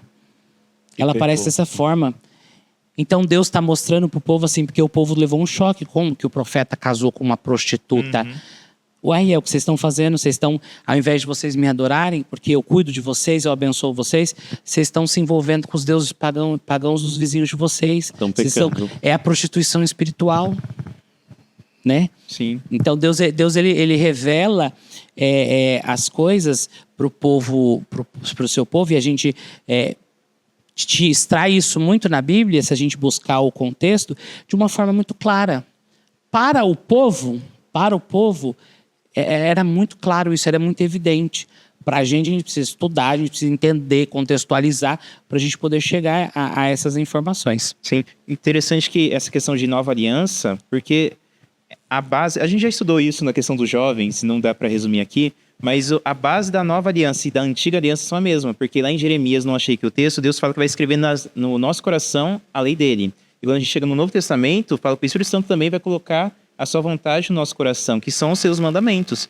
Então os mandamentos de Deus estão ali em vigor, são a base tanto da antiga como da nova aliança. Isso é muito interessante. E Nisoldo, como estamos aí nas perguntas? Olha, eu tava aqui pensando, outro dia o meu cabeleireiro também é cristão, né?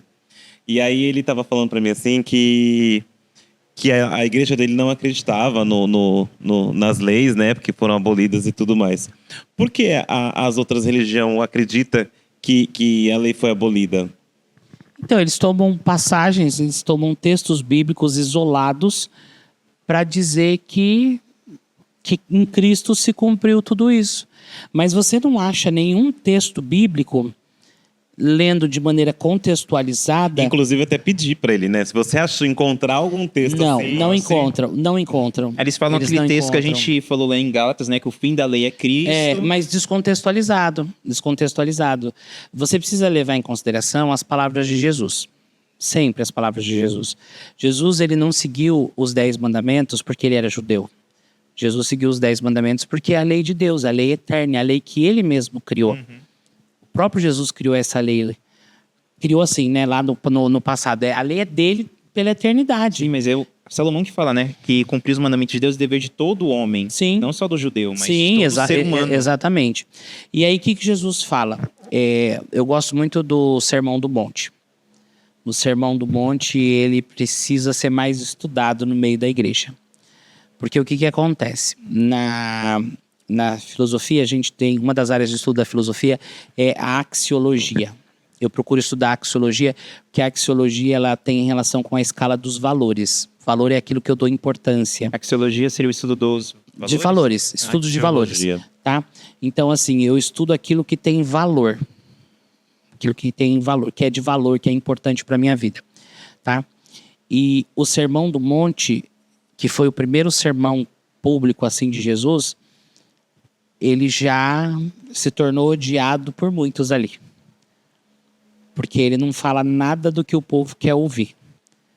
Ele não fala nada do que o povo quer ouvir no sermão. Mas fala do que ele precisa ouvir, né? Sim, mas foi nesse sermão que Jesus falou, vocês ouviram do olho por olho, dente por dente, mas ele dá uma nova roupagem. Ele começa com as bem-aventuranças.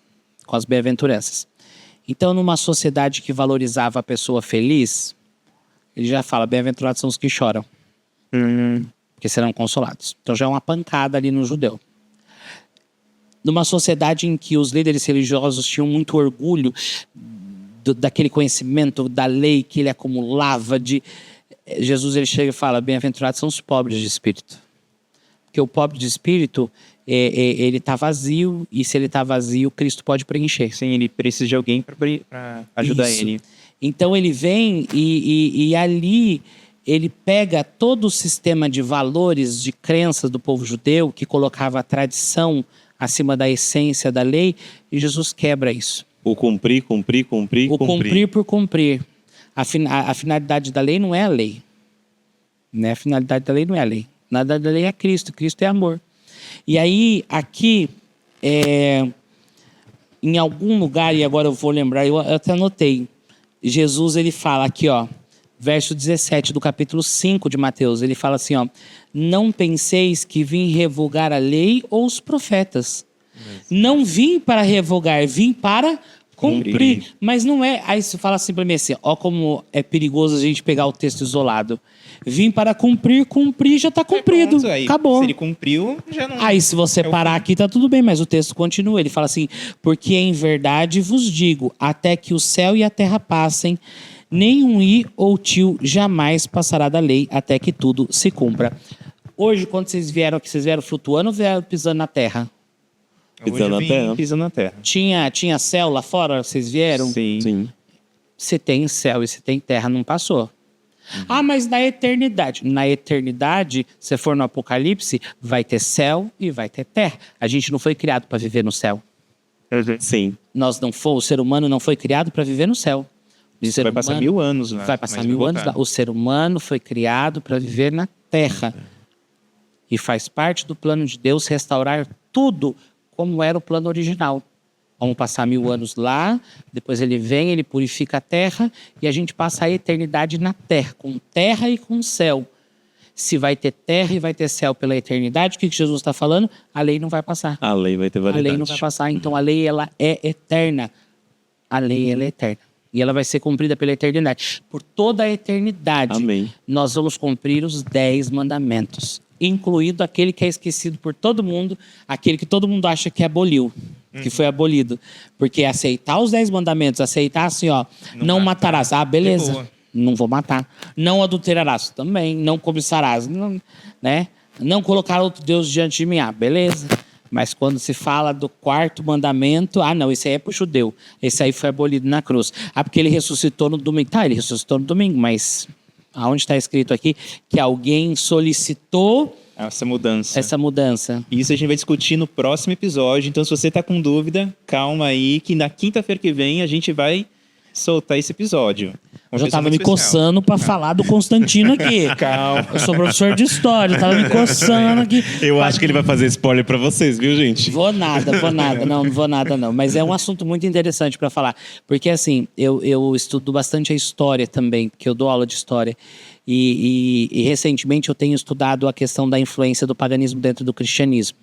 Eu tenho estudado isso porque eu vejo que o mundo cristão hoje tomou emprestado muitas práticas, muitos costumes e crenças do paganismo grego.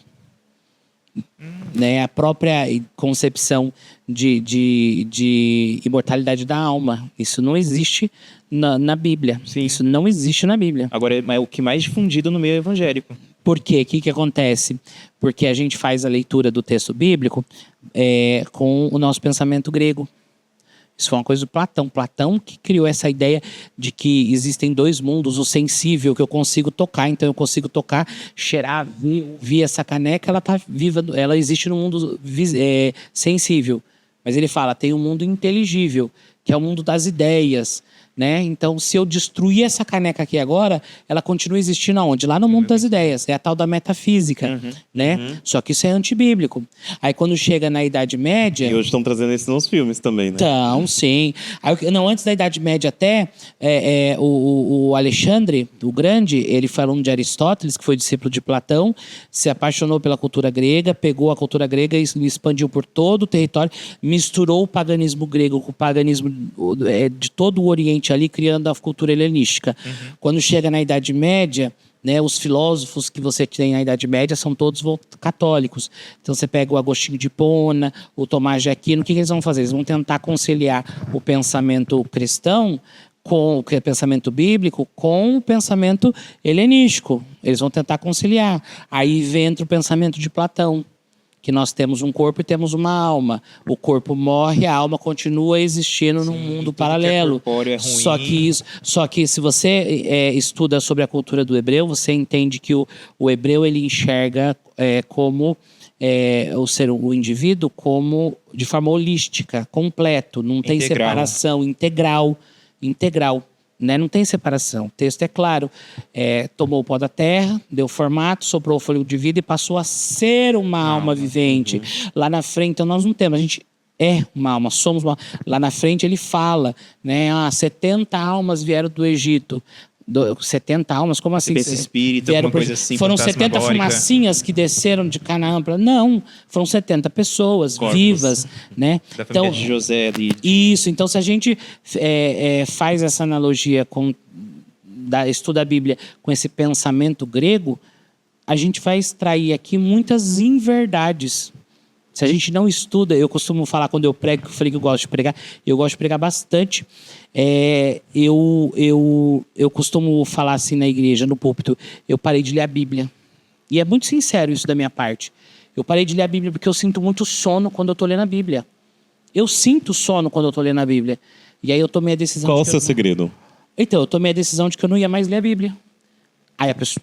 Como assim? As irmãs já, você vê aquelas irmãzinhas assim... Eu que elas fiquei curioso agora. já até seguram a bolsa porque ela vai embora. Eu falo, calma, gente, deixa eu explicar. Eu não leio mais a Bíblia porque me dá sono. Então eu decidi que eu vou estudar a Bíblia. Então, quando eu pego a Bíblia, eu pego para estudar. A irmãzinha já... Opa, deixa a bolsa aqui do lado. Deixa eu ouvir o que esse gordo vai falar agora. Tô relaxando, continua. Então deixa eu ouvir o que o gordo vai falar, né? E aí eu vou estudar a Bíblia. E eu consigo passar, para honra e glória de Deus, eu consigo passar horas debruçado em cima da Bíblia, do Espírito de Profecia, dos comentários que eu tenho em casa, nas pesquisas na internet, escrevendo sem sentir um pingo de sono. De eu olhar assim, nossa, são 2 horas da Porque manhã. despertou uma curiosidade de você, Sim. porque uma coisa tá trazendo a outra. Eu acredito no Espírito Santo trabalhando nessa hora, revelando o mesmo Espírito que revelou para os profetas, Inspirou né? eles. Inspirou os profetas, e me inspira também, inspira qualquer um hoje que está disposto, que ora para isso, a entender o texto bíblico. Então, às vezes, 2 horas da manhã, eu falo assim, puxa vida, amanhã eu vou pregar em Ubatuba. E, de fato, sábado agora eu vou para Ubatuba de novo. Amanhã eu vou pregar em Ubatuba. Eu preciso sair 6 horas da manhã, tenho que dormir algumas horas. Então, a minha estratégia é essa. Eu não leio, eu estudo a Bíblia. E, às vezes, se eu tiver que ficar em 3, 4 capítulos, eu fico só... versículos, eu fico nesses 3, 4 versículos até, assim, eu quase... esgotar as possibilidades de estudo. Eu vou para o texto original, eu procuro na internet. Você tem hoje textos originais, tem textos bíblicos que a gente precisa entender no seu original. Sim. Porque tem uma frase, eu não sei quem fala essa frase, mas a frase ela fala mais ou menos assim, ó, a tradução informa, mas o original revela. O hebraico bíblico tinha 5.000 palavras, mais ou menos. O português tem 500.000 palavras. Agora você imagina que se o português, que tem 500.000 palavras, tem palavras que se repetem, né? Que a mesma palavra tem vários significados. Pena, o que é pena? Pena pode ser do pássaro, pode ser uma condenação judicial, pode ser pena um sentimento de dó. Os mais antigos usam para caneta. Tem um contexto, né? Exatamente. Então, o tradutor, se o tradutor do texto bíblico, ele não entendeu o contexto... Ele pegou a palavra do original e ele teve que escolher uma das palavras. Mais se semelhasse ali. Só que muitas vezes ele pode errar. Por quê? Porque ele pegou uma palavra que não tem a ver com o contexto. Por isso que a gente tem tantas versões da Bíblia, né? Ferreira, Exatamente. Nova Almeida. A nova versão internacional. E por isso que tem várias versões da Bíblia. Então eu tenho várias, eu devo ter umas 20 e poucas Bíblias em casa, que eu sempre comparo as versões para poder ver, porque muitas vezes muda-se até o sentido do texto. É claro que assim, ó, a gente tem que entender também que a pessoa que ora de maneira sincera e vai ler a Bíblia para encontrar Cristo, ela vai encontrar a salvação, ela vai encontrar Cristo. Amém. O Espírito Santo vai permitir, vai revelar para ela o caminho da salvação, sem problema. E não interessa qual versão você usar, o Espírito Santo vai usar. Mas se você quer entender a fundo o texto bíblico, o que de fato o autor quis dizer ali, aí a minha sugestão é pesquisar mesmo Estudar o original. mesmo. Pra gente não sair falando besteira, porque tem tanta gente que fala besteira sobre a Bíblia, né? Tem gente que fala assim, ó, Paulo caiu do cavalo. Aonde? A Bíblia fala que ele caiu por terra.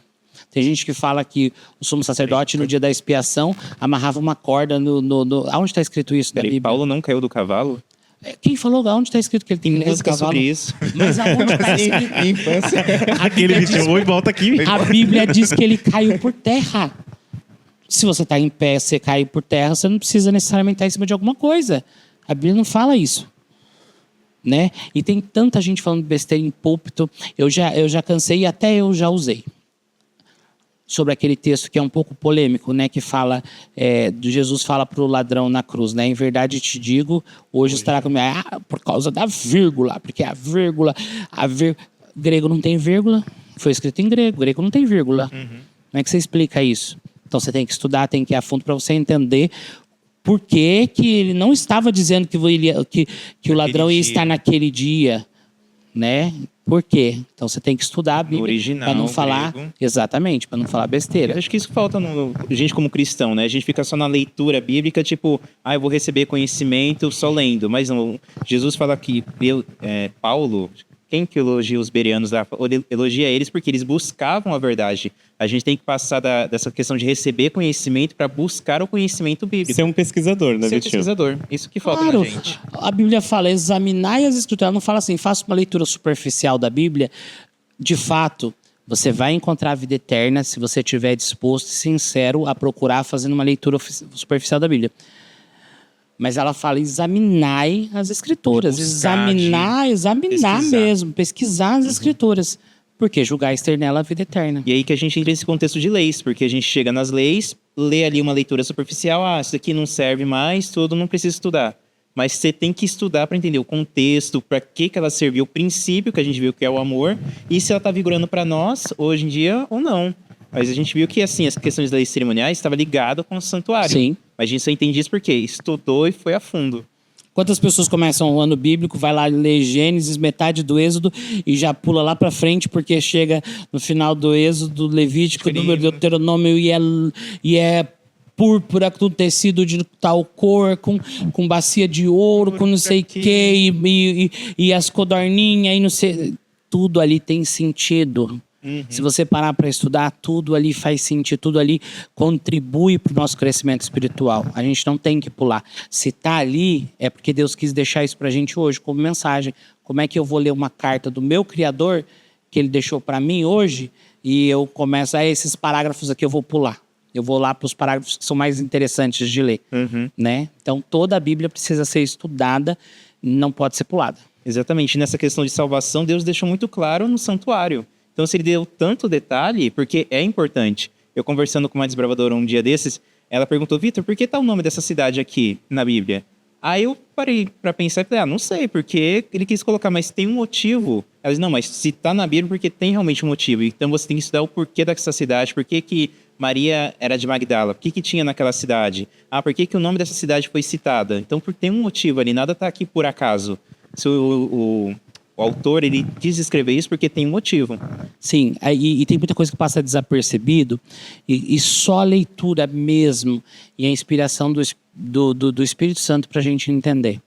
Esse texto de Mateus que a gente leu, Mateus 5 aqui, que Jesus fala que não penseis que eu vim revogar a lei, eu vim cumpri-la, ela está num momento assim crucial da Bíblia.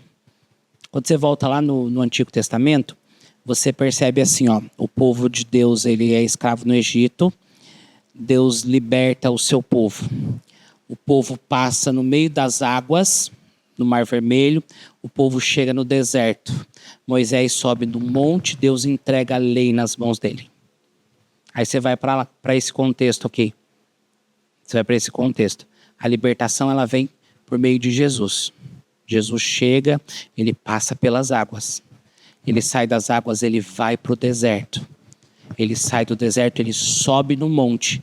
E quando ele sobe no monte, ele fala, eu não vim revogar a lei. Você percebe que o mesmo caminho para o povo receber a lei de Deus, Jesus faz. O mesmo caminho para dizer, eu não vim revogar a lei. Eu não vim revogar a lei. Mas aí fica uma pergunta. Agora, o que Cristo espera, então, que aqueles que aceitam a sua graça? Eu fui salvo por Jesus, creio pela fé que fui salvo, então o que cabe a mim, então? Aceitar que ele cumpriu a lei, então eu estou desobrigado de cumprir? Isso é o pensamento dos cristãos hoje em dia. Eu não preciso mais disso, porque Jesus morreu pelos meus pecados. O que eu fizer já foi pago lá na cruz. Então eu posso viver sem lei, assim por dizer? Poder você pode, mas aí é que tá. A partir do momento que Cristo te salvou, ele quer te proteger. Você é dele, você declarou publicamente, você se batizou. Não necessariamente precisa ver o batismo, mas você declarou que você é dele. E ele estendeu a salvação para você. Só que ele não pode vir te buscar agora. Então, até eu vir te buscar, eu vou te proteger. Como que eu vou te proteger? Vive aqui dentro da minha lei. Você é livre para sair a hora que você quiser. Mas eu estou colocando a minha lei aqui para proteger você enquanto eu não venho te buscar. Viva protegido aqui até eu voltar para te buscar. E seguro, né? E seguro, viva seguro aqui até eu voltar para te buscar. Por quê? Porque quando eu voltar para te buscar, aí você não vai precisar mais viver seguro. Você não vai mais vai estar precisar da presente. segurança, né? Porque eu vou estar o tempo todo do seu lado. A sua proteção eterna é que a gente não vai precisar de proteção na eternidade. Porque não vai existir mais Não mal. vai existir mais maldade. Amém, amém. Amém. E eu espero que chegue logo esse dia. Mas enquanto a gente está aqui, a lei ela serve para nos proteger. E eu não estou dizendo proteger do ladrão, proteger do bandido, porque isso eu não vou estar seguro nunca aqui na Terra enquanto o mal, enquanto o pecado existir. Porque isso é uma consequência, a gente não pode esquecer que essas catástrofes, essas calamidades, essas coisas terríveis que Esses furacões que a gente acontecem, está vendo. tudo isso é uma consequência, a gente fala assim, nossa, é uma consequência do pecado. É uma consequência do meu pecado. Eu sou pecador, eu tenho parte nisso aí. Eu lembro que o Mel Gibson, quando fez aquele filme A Paixão de Cristo, ele fez questão, ele não apareceu, mas ele fez questão de que a mão do soldado que aparecia pregando o prego nas mãos de Jesus fosse a mão dele. Uhum. Porque nós fomos responsáveis por aquilo. Porque muita gente pensa, foram os judeus que condenaram, foram os romanos, mas não, Jesus morreu pelos nossos pecados. Se eu não tivesse pecado, ele não precisava morrer. Mas foi eu que levei a morte de Cristo. Exatamente, a culpa é de todos são culpados. Todos são culpados, tá? Essa culpa inicialmente ela foi transferida para nós por Adão.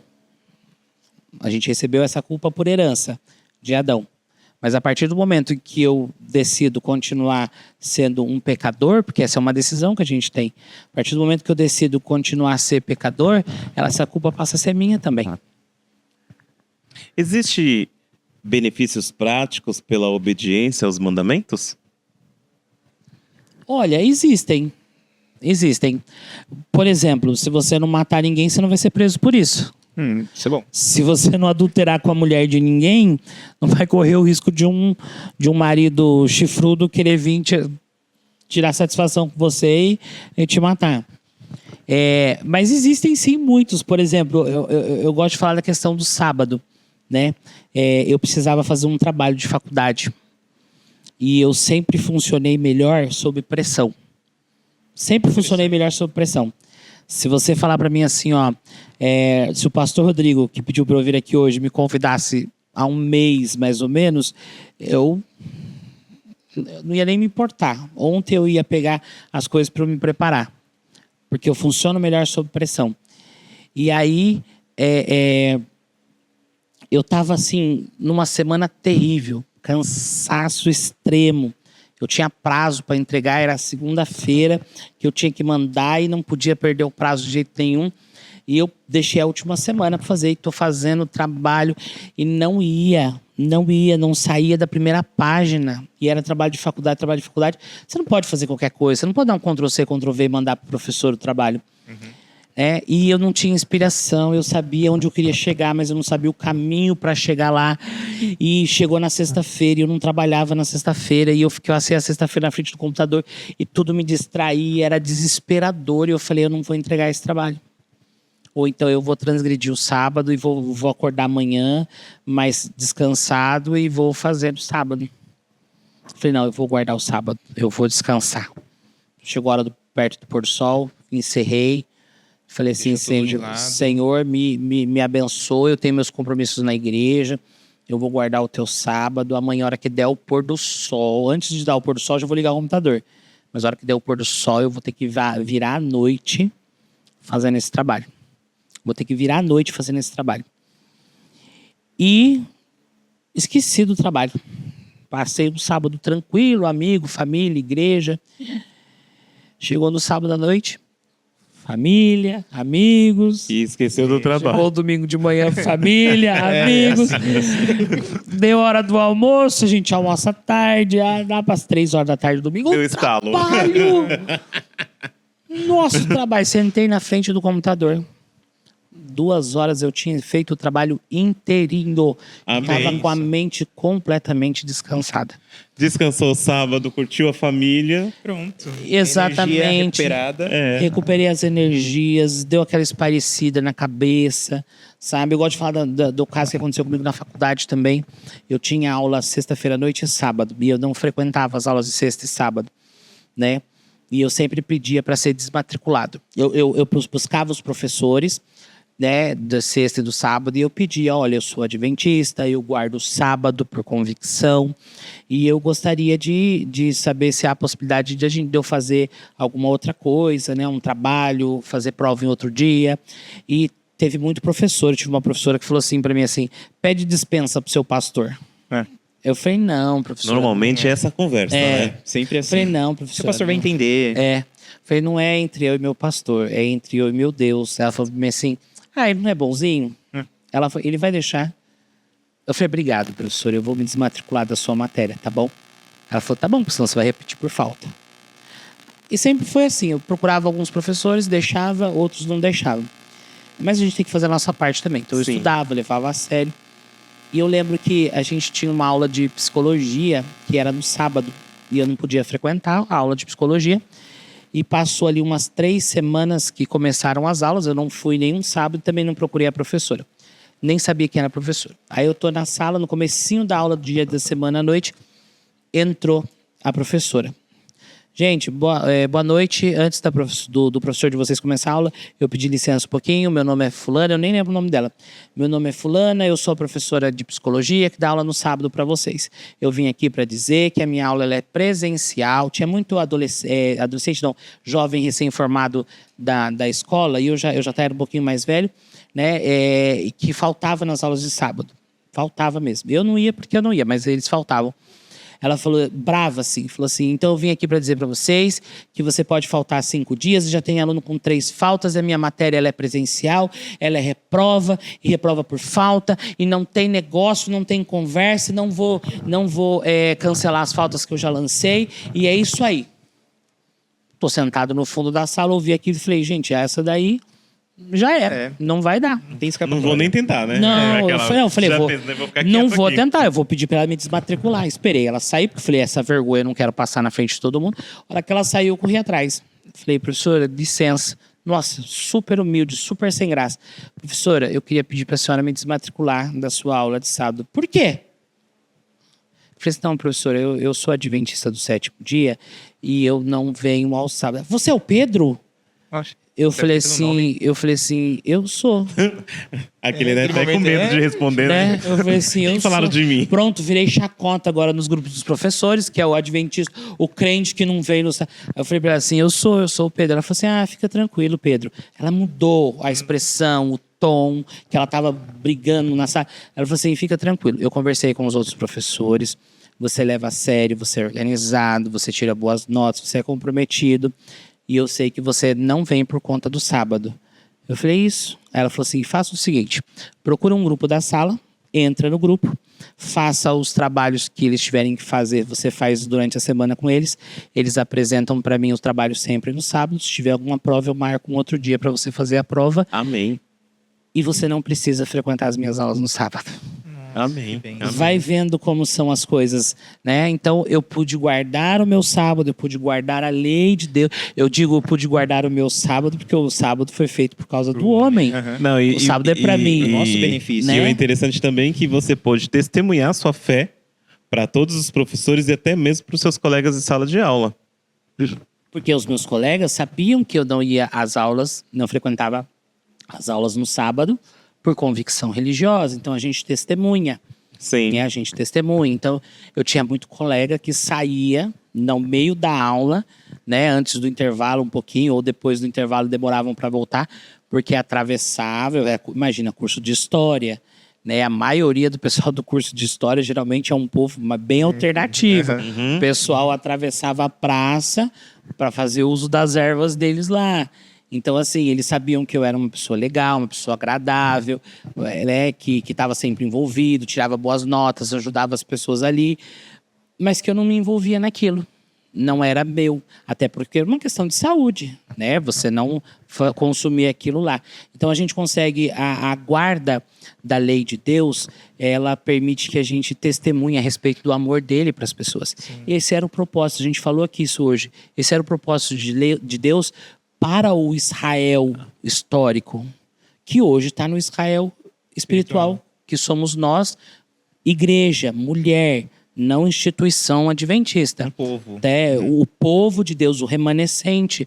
Então, Deus, ele quer a mesma forma que ele fez a promessa para Abraão, em ti serão benditas todas as famílias da terra, porque vocês vão guardar as minhas leis, vão ser abençoados, e isso vai ser um testemunho para que as pessoas também guardem e sigam a minha lei e me sirvam.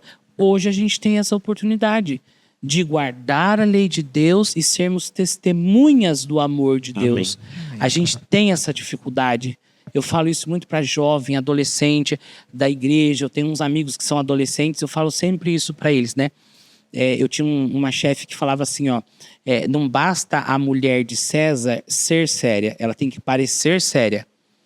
Ela falava desse jeito, ela não basta ser, ela tem que mostrar que ela é, né? E aí, outro dia, uma aluna minha estava falando do namorado dela, que estuda na mesma sala que ela. Ai, porque ele estuda a Bíblia, porque ele serve na igreja, porque ele canta na igreja, porque ele faz tudo isso na igreja, faz tudo na igreja. Aí eu virei para ela e falei, liberdade, eu tinha liberdade de falar com ela. Eu virei para ela e falei assim, legal, ele faz tudo isso na igreja, mas aqui fora, a gente olha para ele e a gente nem imagina isso, você concorda? Ah, concordo. Eu falei, porque ele só está vivendo a religiosidade dele lá dentro da igreja. Ele não está sendo uma testemunha de Cristo. Aqui fora, a gente tem que ser testemunha de Cristo o tempo todo, a gente tem que testemunhar. O cristão, a ideia de cristão, né, é um pequeno Cristo. A pessoa precisa olhar para a gente e ela precisa enxergar Cristo. Ela tem que ver Cristo, né? Eu gosto muito daquela música que a gente canta Através de Nós, né? E eu lembro que na faculdade eu tinha um professor de redação de português, professor Anésio Cláudio. Ele já é falecido. Ele contou para mim que ele passou uma redação e quando ele estava corrigindo a redação na casa dele, a menina usou esse termo através. Só que ela usou equivocado. A gente não sabe como o certo de através. Muita gente se confunde. E ele falou, eu vou dar uma lição para ela. Quando ele devolveu a folha para ela, a folha dela tinha um furo no meio. Tinha um furo. E ela questionou. Isso ele me contando. Ela veio e falou, professor, por que a minha folha está furada? Aí ele falou assim, deixa eu te explicar. Eu estava corrigindo sua redação e eu li que você usou a palavra através. Mas a palavra através, ela significa literalmente atravessar. Quando você olha pela vidraça, o vidro, a sua visão, ela atravessa o vidro e você enxerga o que está lá atrás. Eu li o seu texto, você escreveu através, eu não achei nada atravessando. Eu peguei o meu lápis e atravessei a folha para te ajudar. Aí ele falou, espero que ela nunca mais tenha esquecido do uso do através. Eu, pelo menos, nunca esqueci o uso da palavra através. Então, a ideia de ser testemunha é isso. As pessoas, o mundo precisa olhar para a gente e enxergar através de nós quem? Cristo. Nas nossas atitudes, no nosso dia a dia, na guarda da lei. Porque vamos combinar. Eu ouvi uma vez um sermão que o pastor Júnior Flores falava assim, quando você está dentro de um avião e o avião começa a balançar, a gente tem o costume de olhar para os comissários de bordo. Uhum. Eles estão acostumados com turbulência. Se eles estiverem tranquilos fazendo o trabalho deles, você pode ficar tranquilo. Se eles estiverem com expressão de medo, e eu passei por uma situação dessa, mas não vou contar não. Uhum. Se eles estiverem com uma expressão de medo no rosto, aí você tem que se preocupar. Uhum. Porque algo não está normal. Eles são referência, né? Eles são referência. O cristão hoje deveria guardar a lei de Deus, porque o mundo está vivendo numa turbulência terrível. E eles querem olhar para quem? Para os servos do comandante. Para quem trabalha para o comandante. Quem são os comissários de bordo? É o remanescente que está guardando os mandamentos de Deus. Então, quando eles olharem para a gente, eles vão falar assim, por que esse povo está tão tranquilo nesse mundo que está um caos? Que a gente sabe quem é que está no comando da história. Sim. A gente sabe que era para estar assim. A gente estuda a profecia, a gente lê o texto e fala assim, era para estar desse jeito. Está se cumprindo exatamente aquilo que Deus planejou. Então ele está no controle da história. Amém. É agora, Vitinho. É agora? Esse é o momento do Pedro fazer o fechamento, né, para um tema tão tão bom, tão produtivo. A gente falou de tudo aqui. Foi pra filosofia, falou sobre história, lei, política. Eu me senti numa sala de aula agora, foi muito gostoso, viu? Foi tudo. E eu ainda fiquei curioso porque ele ainda pode ofertar pra gente outros temas. Exatamente. Falou sobre Constantino aqui. Olha, uma temporada aqui sobre história. Não, e eu fiquei curioso, viu? Então, eu queria um spoiler. Já tá... Gente, vai ser um prazer. Se vocês me convidarem, vai ser um prazer. Eu vim. Eu moro um pouquinho longe, mas o pastor disse que vai pagar minha gasolina, então eu venho sem problema. Então, sem Amém. problema. Receba a bênção. Só convidar que eu venho. Mas eu fiquei curioso, viu? Vou falar a verdade, eu fiquei curioso pelo spoiler. Assim, um pouquinho, né? Só uma introdução. do próximo Do tema. Constantino? Isso. O que ele fez ali com a lei moral com o sábado? Só pra gente dar um gostinho do que a gente vai falar no próximo tema. Entendi. Você percebe que a estratégia de Satanás é sempre a mesma. Ele não é criativo. Deus é criativo. Satanás, ele não é criativo. Então, desde o começo da história do pecado, Satanás, ele tenta trazer o paganismo, que é representado na Bíblia pela Babilônia, né? A Babilônia é uma Babilônia pagã. Você vê que Babilônia some na Bíblia, mas ela volta no Apocalipse, né? Então você percebe que Satanás ele sempre está tentando trazer o paganismo para dentro da igreja. Ele está tentando prostituir a noiva de Cristo. Essa é a ideia. Ele está tentando prostituir. O cristianismo era perseguido, era proibido. Você vai ser cristão, você vai morrer no Império Romano. Você vai ser cristão, você vai ser jogado numa arena para ser devorado por leão, para ser um espetáculo para as pessoas. Quando chega em Constantino, o Império Romano está dividido em 4 partes. Né? O Império Romano está dividido politicamente em 4 partes. E o cristianismo sendo perseguido. E aí o Constantino enxerga uma oportunidade de usar o cristianismo para juntar tudo sob a autoridade dele. Para unir o império todo sob a autoridade dele. Então tem a batalha ali na ponte, esqueci o nome da ponte, em que ele fala que ele teve uma visão, onde ele viu lá um símbolo representando o cristianismo. Ele acordou, era uma batalha que era muito improvável dele vencer. Era a última batalha que faltava para ele poder unificar politicamente todo o império, porque culturalmente você ainda está dividido em cristãos e pagãos. Ele acorda, pinta o símbolo da cruz no escudo dos soldados e vence a batalha.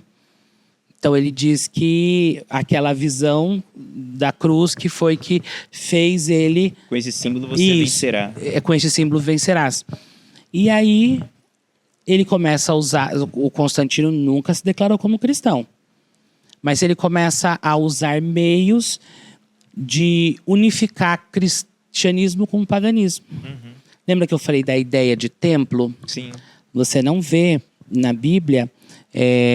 Você não vê no Novo Testamento Deus em momento algum pedindo para a sua igreja construir templos, construir igrejas para se reunir. O que você vê é Paulo falando assim, ó, escrevo a igreja que se reúne na casa do fulano. O conceito no Novo Testamento de igreja é que nós somos o templo do Espírito Santo. Isso, e pela igreja quer dizer enviado, né? Isso. Tipo, aqueles que saem para fora. Então, esse é o conceito. Só que o Constantino começa a construir igreja, templo. Porque no templo eu tenho que viver o meu... Só que essa é uma concepção pagã. Então, mas ele faz isso. Ele para de perseguir os cristãos. Não foi ele que decretou o cristianismo como religião oficial, mas ele para de perseguir o decreto, o Edito de Milão que ele faz em 313, proibindo a perseguição aos cristãos. Então o mundo cristão começa a falar assim, então Constantino é gente boa, mas ao mesmo tempo ele está inserindo o paganismo. Aí ele vem na questão do sábado. Ele fala, os cristãos guardam o Deus deles no sábado, os pagãos guardam no dia do sol, que é o domingo. Eu vou unificar todo mundo num único dia. Cria leis civis, para que todo mundo guarde no mesmo dia, que é o dia pagão. Quem guarda o domingo... Aliás, quem guarda qualquer dia da semana que não seja o sábado que Deus pediu, está praticando um costume pagão.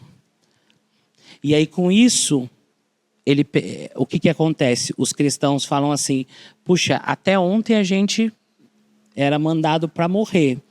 Agora o imperador está dizendo que a gente é livre, só está pedindo para a gente do sábado adorar no domingo, então vamos ceder. A igreja cristã, como instituição, que não existe, está nascendo nessa época, dá o aval dela, acreditando que eles têm poder para mudar a vontade de Deus por serem representantes de Deus aqui na Terra. E aí o domingo se torna O dia de guarda. o dia de guarda, mas é essencialmente pagão.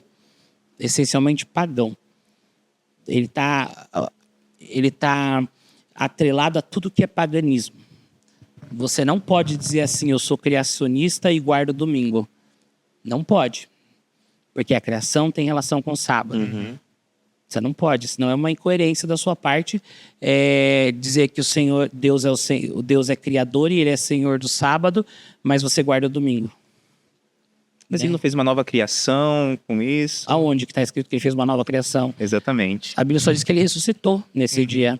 Não diz em nenhum momento que ele pediu para a gente mudar. Até porque ela faz parte da lei moral. Lembra que a lei moral ela não pode ter alteração? Foi escrita em pedra, né? Sim, ela foi escrita em pedra. A lei moral não pode ter alteração, porque quem foi condenado por ela seria injusto para quem já foi condenado por ela. Né? Hoje se muda a lei do Brasil, se você, por exemplo, vamos permitir a pedofilia. A gente tem que pedir desculpa para todos os pedófilos que passaram. Porque se agora está permitido. Agora tá permitido. Né? Então, só para você... Eu usei essa expressão, é até pesado. Você vê como é um absurdo. A lei de Deus, ela não pode mudar. Esse é um conceito muito claro. Por isso que o rei teve que jogar Daniel na cova dos leões. Porque a lei não pode mudar. Porque se uma lei muda, a lei que muda é um ato de reconhecimento de que ela era falha. Deus não falha. Se ele não falha, não existem falhas na sua lei. Se não existem falhas na sua lei, ela é imutável, ela não tem necessidade de mudar. Isso aí foi olha, que spoiler, hein? Se você ficou curioso, a gente vai ter muito mais sobre Eu já isso, tô sobre os 10 ansioso. mandamentos, muito mais no próximo episódio. Mas esse episódio a gente falou sobre leis, sobre a lei cerimonial. Essa sim foi a lei que foi abolida. E Pedro, quais são as últimas palavras para o pessoal de casa? Se alguém assistiu todo esse episódio, que não pode sair sem esquecer sobre isso, sobre que lei que está vigorada, o que muda na vida dele, de tudo isso que foi falado. Qual é a suma? Qual que é o resumo? Sendo perfeito, Deus ele tem uma lei que é perfeita para todo o universo. A lei ela não é destinada a um grupo de pessoas. A lei de Deus, a lei moral, ela não é destinada a um povo específico. O próprio Deus, sendo ele o autor da lei, ele cumpre a lei, ele se submete à lei. Quem sou eu, ser humano, reles mortal, para achar que eu não preciso cumprir a lei de Deus? Eu só preciso ter bem claro na minha cabeça de que a lei não vai me salvar. Mas a partir do momento em que a graça de Cristo me alcança, a lei de Deus, eu preciso cumpri-la porque ela vai me proteger. Ela vai me proteger, ela vai assegurar essa salvação para mim. Não é ela que vai me trazer a salvação, mas ela vai me manter salvo. Ela vai fazer com que eu continue salvo em Cristo. Ela não vai me guardar a lei de Deus, mostrar. A lei de Deus ela se resume em amor a Deus e amor ao próximo. Em Mateus 25, Deus fala assim, que ele vai colocar os salvos à sua direita e vai dizer: vinde a mim, benditos de meu Pai, tomai por herança o reino que vos tenho preparado desde a fundação do mundo. Porque eu tive fome, me deste de comer, tive sede, me deste de beber. Aí a pessoa fala assim, não, quer dizer então que são as obras que vão me salvar? Não. As obras, elas são uma característica do povo salvo.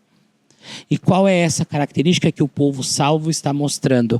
Amor ao próximo, amor, cuidado com o próximo. Eu manifesto de forma prática. Na parábola do bom samaritano, a gente tem a tendência de achar que nós somos o bom samaritano. Bom é só Deus. Bom é só Deus. Mas quem que é a gente então? Será que a gente é o cara que foi espancado ali, que está entre a vida e a morte? Não. Nós, na parábola do bom samaritano, nós somos o dono da hospedaria. Onde o bom samaritano, que é Deus, pega aquela figura moribunda, ele leva e ele fala assim, ó, vou deixar um dinheiro para você cuidar e eu vou seguir viagem, mas eu vou voltar. E quando eu voltar, eu vou pagar para você todo o cuidado, toda a despesa que você teve em cuidar desse rapaz. Eu vou pagar. Eu estou dando a minha palavra que eu vou voltar e vou pagar. Então, nós somos esse dono da estalagem. Deus deixou para a gente o nosso próximo para a gente cuidar. Para a gente cuidar e manifestar o amor pelo próximo, que é a essência da lei de Deus. Então, quando eu falo de testemunho, não adianta nada eu dizer que eu amo a Deus, que eu quero ser salvo por Ele, que eu quero viver sem pecar para honrar a Deus, mas eu não manifesto o meu amor pelo meu próximo. Não tem como. É um avião, obras e graça, é um avião, cada uma é uma asa. Se você tira um, o avião não voa. Ele não voa. Não voa. Isso aí. Muito bem, eu gostei bastante do tema de hoje. Foi muito profundo. Gostoso e o tempo passou, a gente nem sentiu, né? A gente nem viu. Senão eu continuava aqui perguntando sobre mais leis, sobre a lei dos reis. Tantas leis que a gente vê na Bíblia. Agora, para a gente encerrar, eu vou pedir pro Pedro fazer uma oração para nós.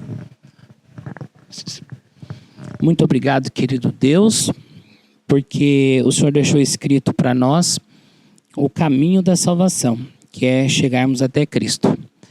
Mas o Senhor também deixou a tua lei escrita para que nós pudéssemos conhecê-la e praticá-la. Hoje, com a mentalidade que muitas pessoas têm, nós deturpamos o sentido, o significado da tua lei. Mas a lei, na verdade, ela é uma expressão do teu caráter. E o Senhor é bom, o Senhor é amor. Amor não é só um sentimento. Amor consiste em práticas, em serviço. Tudo que o Senhor fez por nós.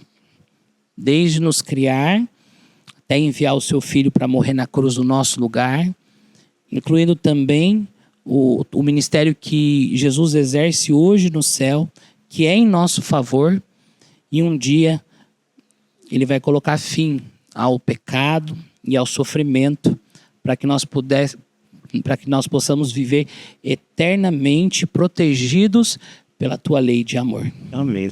Quando nós estudamos a tua palavra, do Gênesis ao Apocalipse, nós podemos perceber que, como um Deus de amor, bondade e misericórdia, o Senhor tem controle de toda a história da humanidade. Se tudo o que foi dito na tua palavra já se cumpriu, ou está se encaminhando para se cumprir, nós podemos ter a plena convicção de que quando o Senhor diz que enxugará de nós toda lágrima, e que já não vai haver mais dor, nem pranto, nem tristeza, nós podemos ter a certeza de que isso vai se cumprir. Tem sido muito difícil viver nesse mundo de sofrimento, de angústia e de dor. Mas nós temos a plena certeza de que o Senhor já está voltando para nos buscar.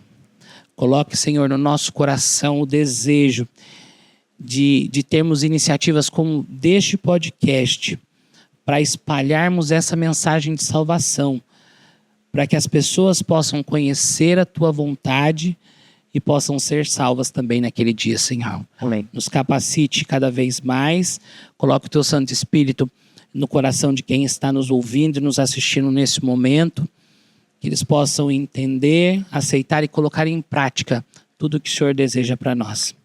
Perdoe os nossos pecados, pedimos em nome de Jesus. Amém. Amém. Bem, é isso. Chegamos ao fim de mais um episódio. E se você tiver uma dúvida, deixa aqui nos comentários essa dúvida. Quem sabe a gente possa abrir um Leis Abolidas parte 2 para responder só essas perguntas e outros temas aí que surgiu ao longo dessa entrevista.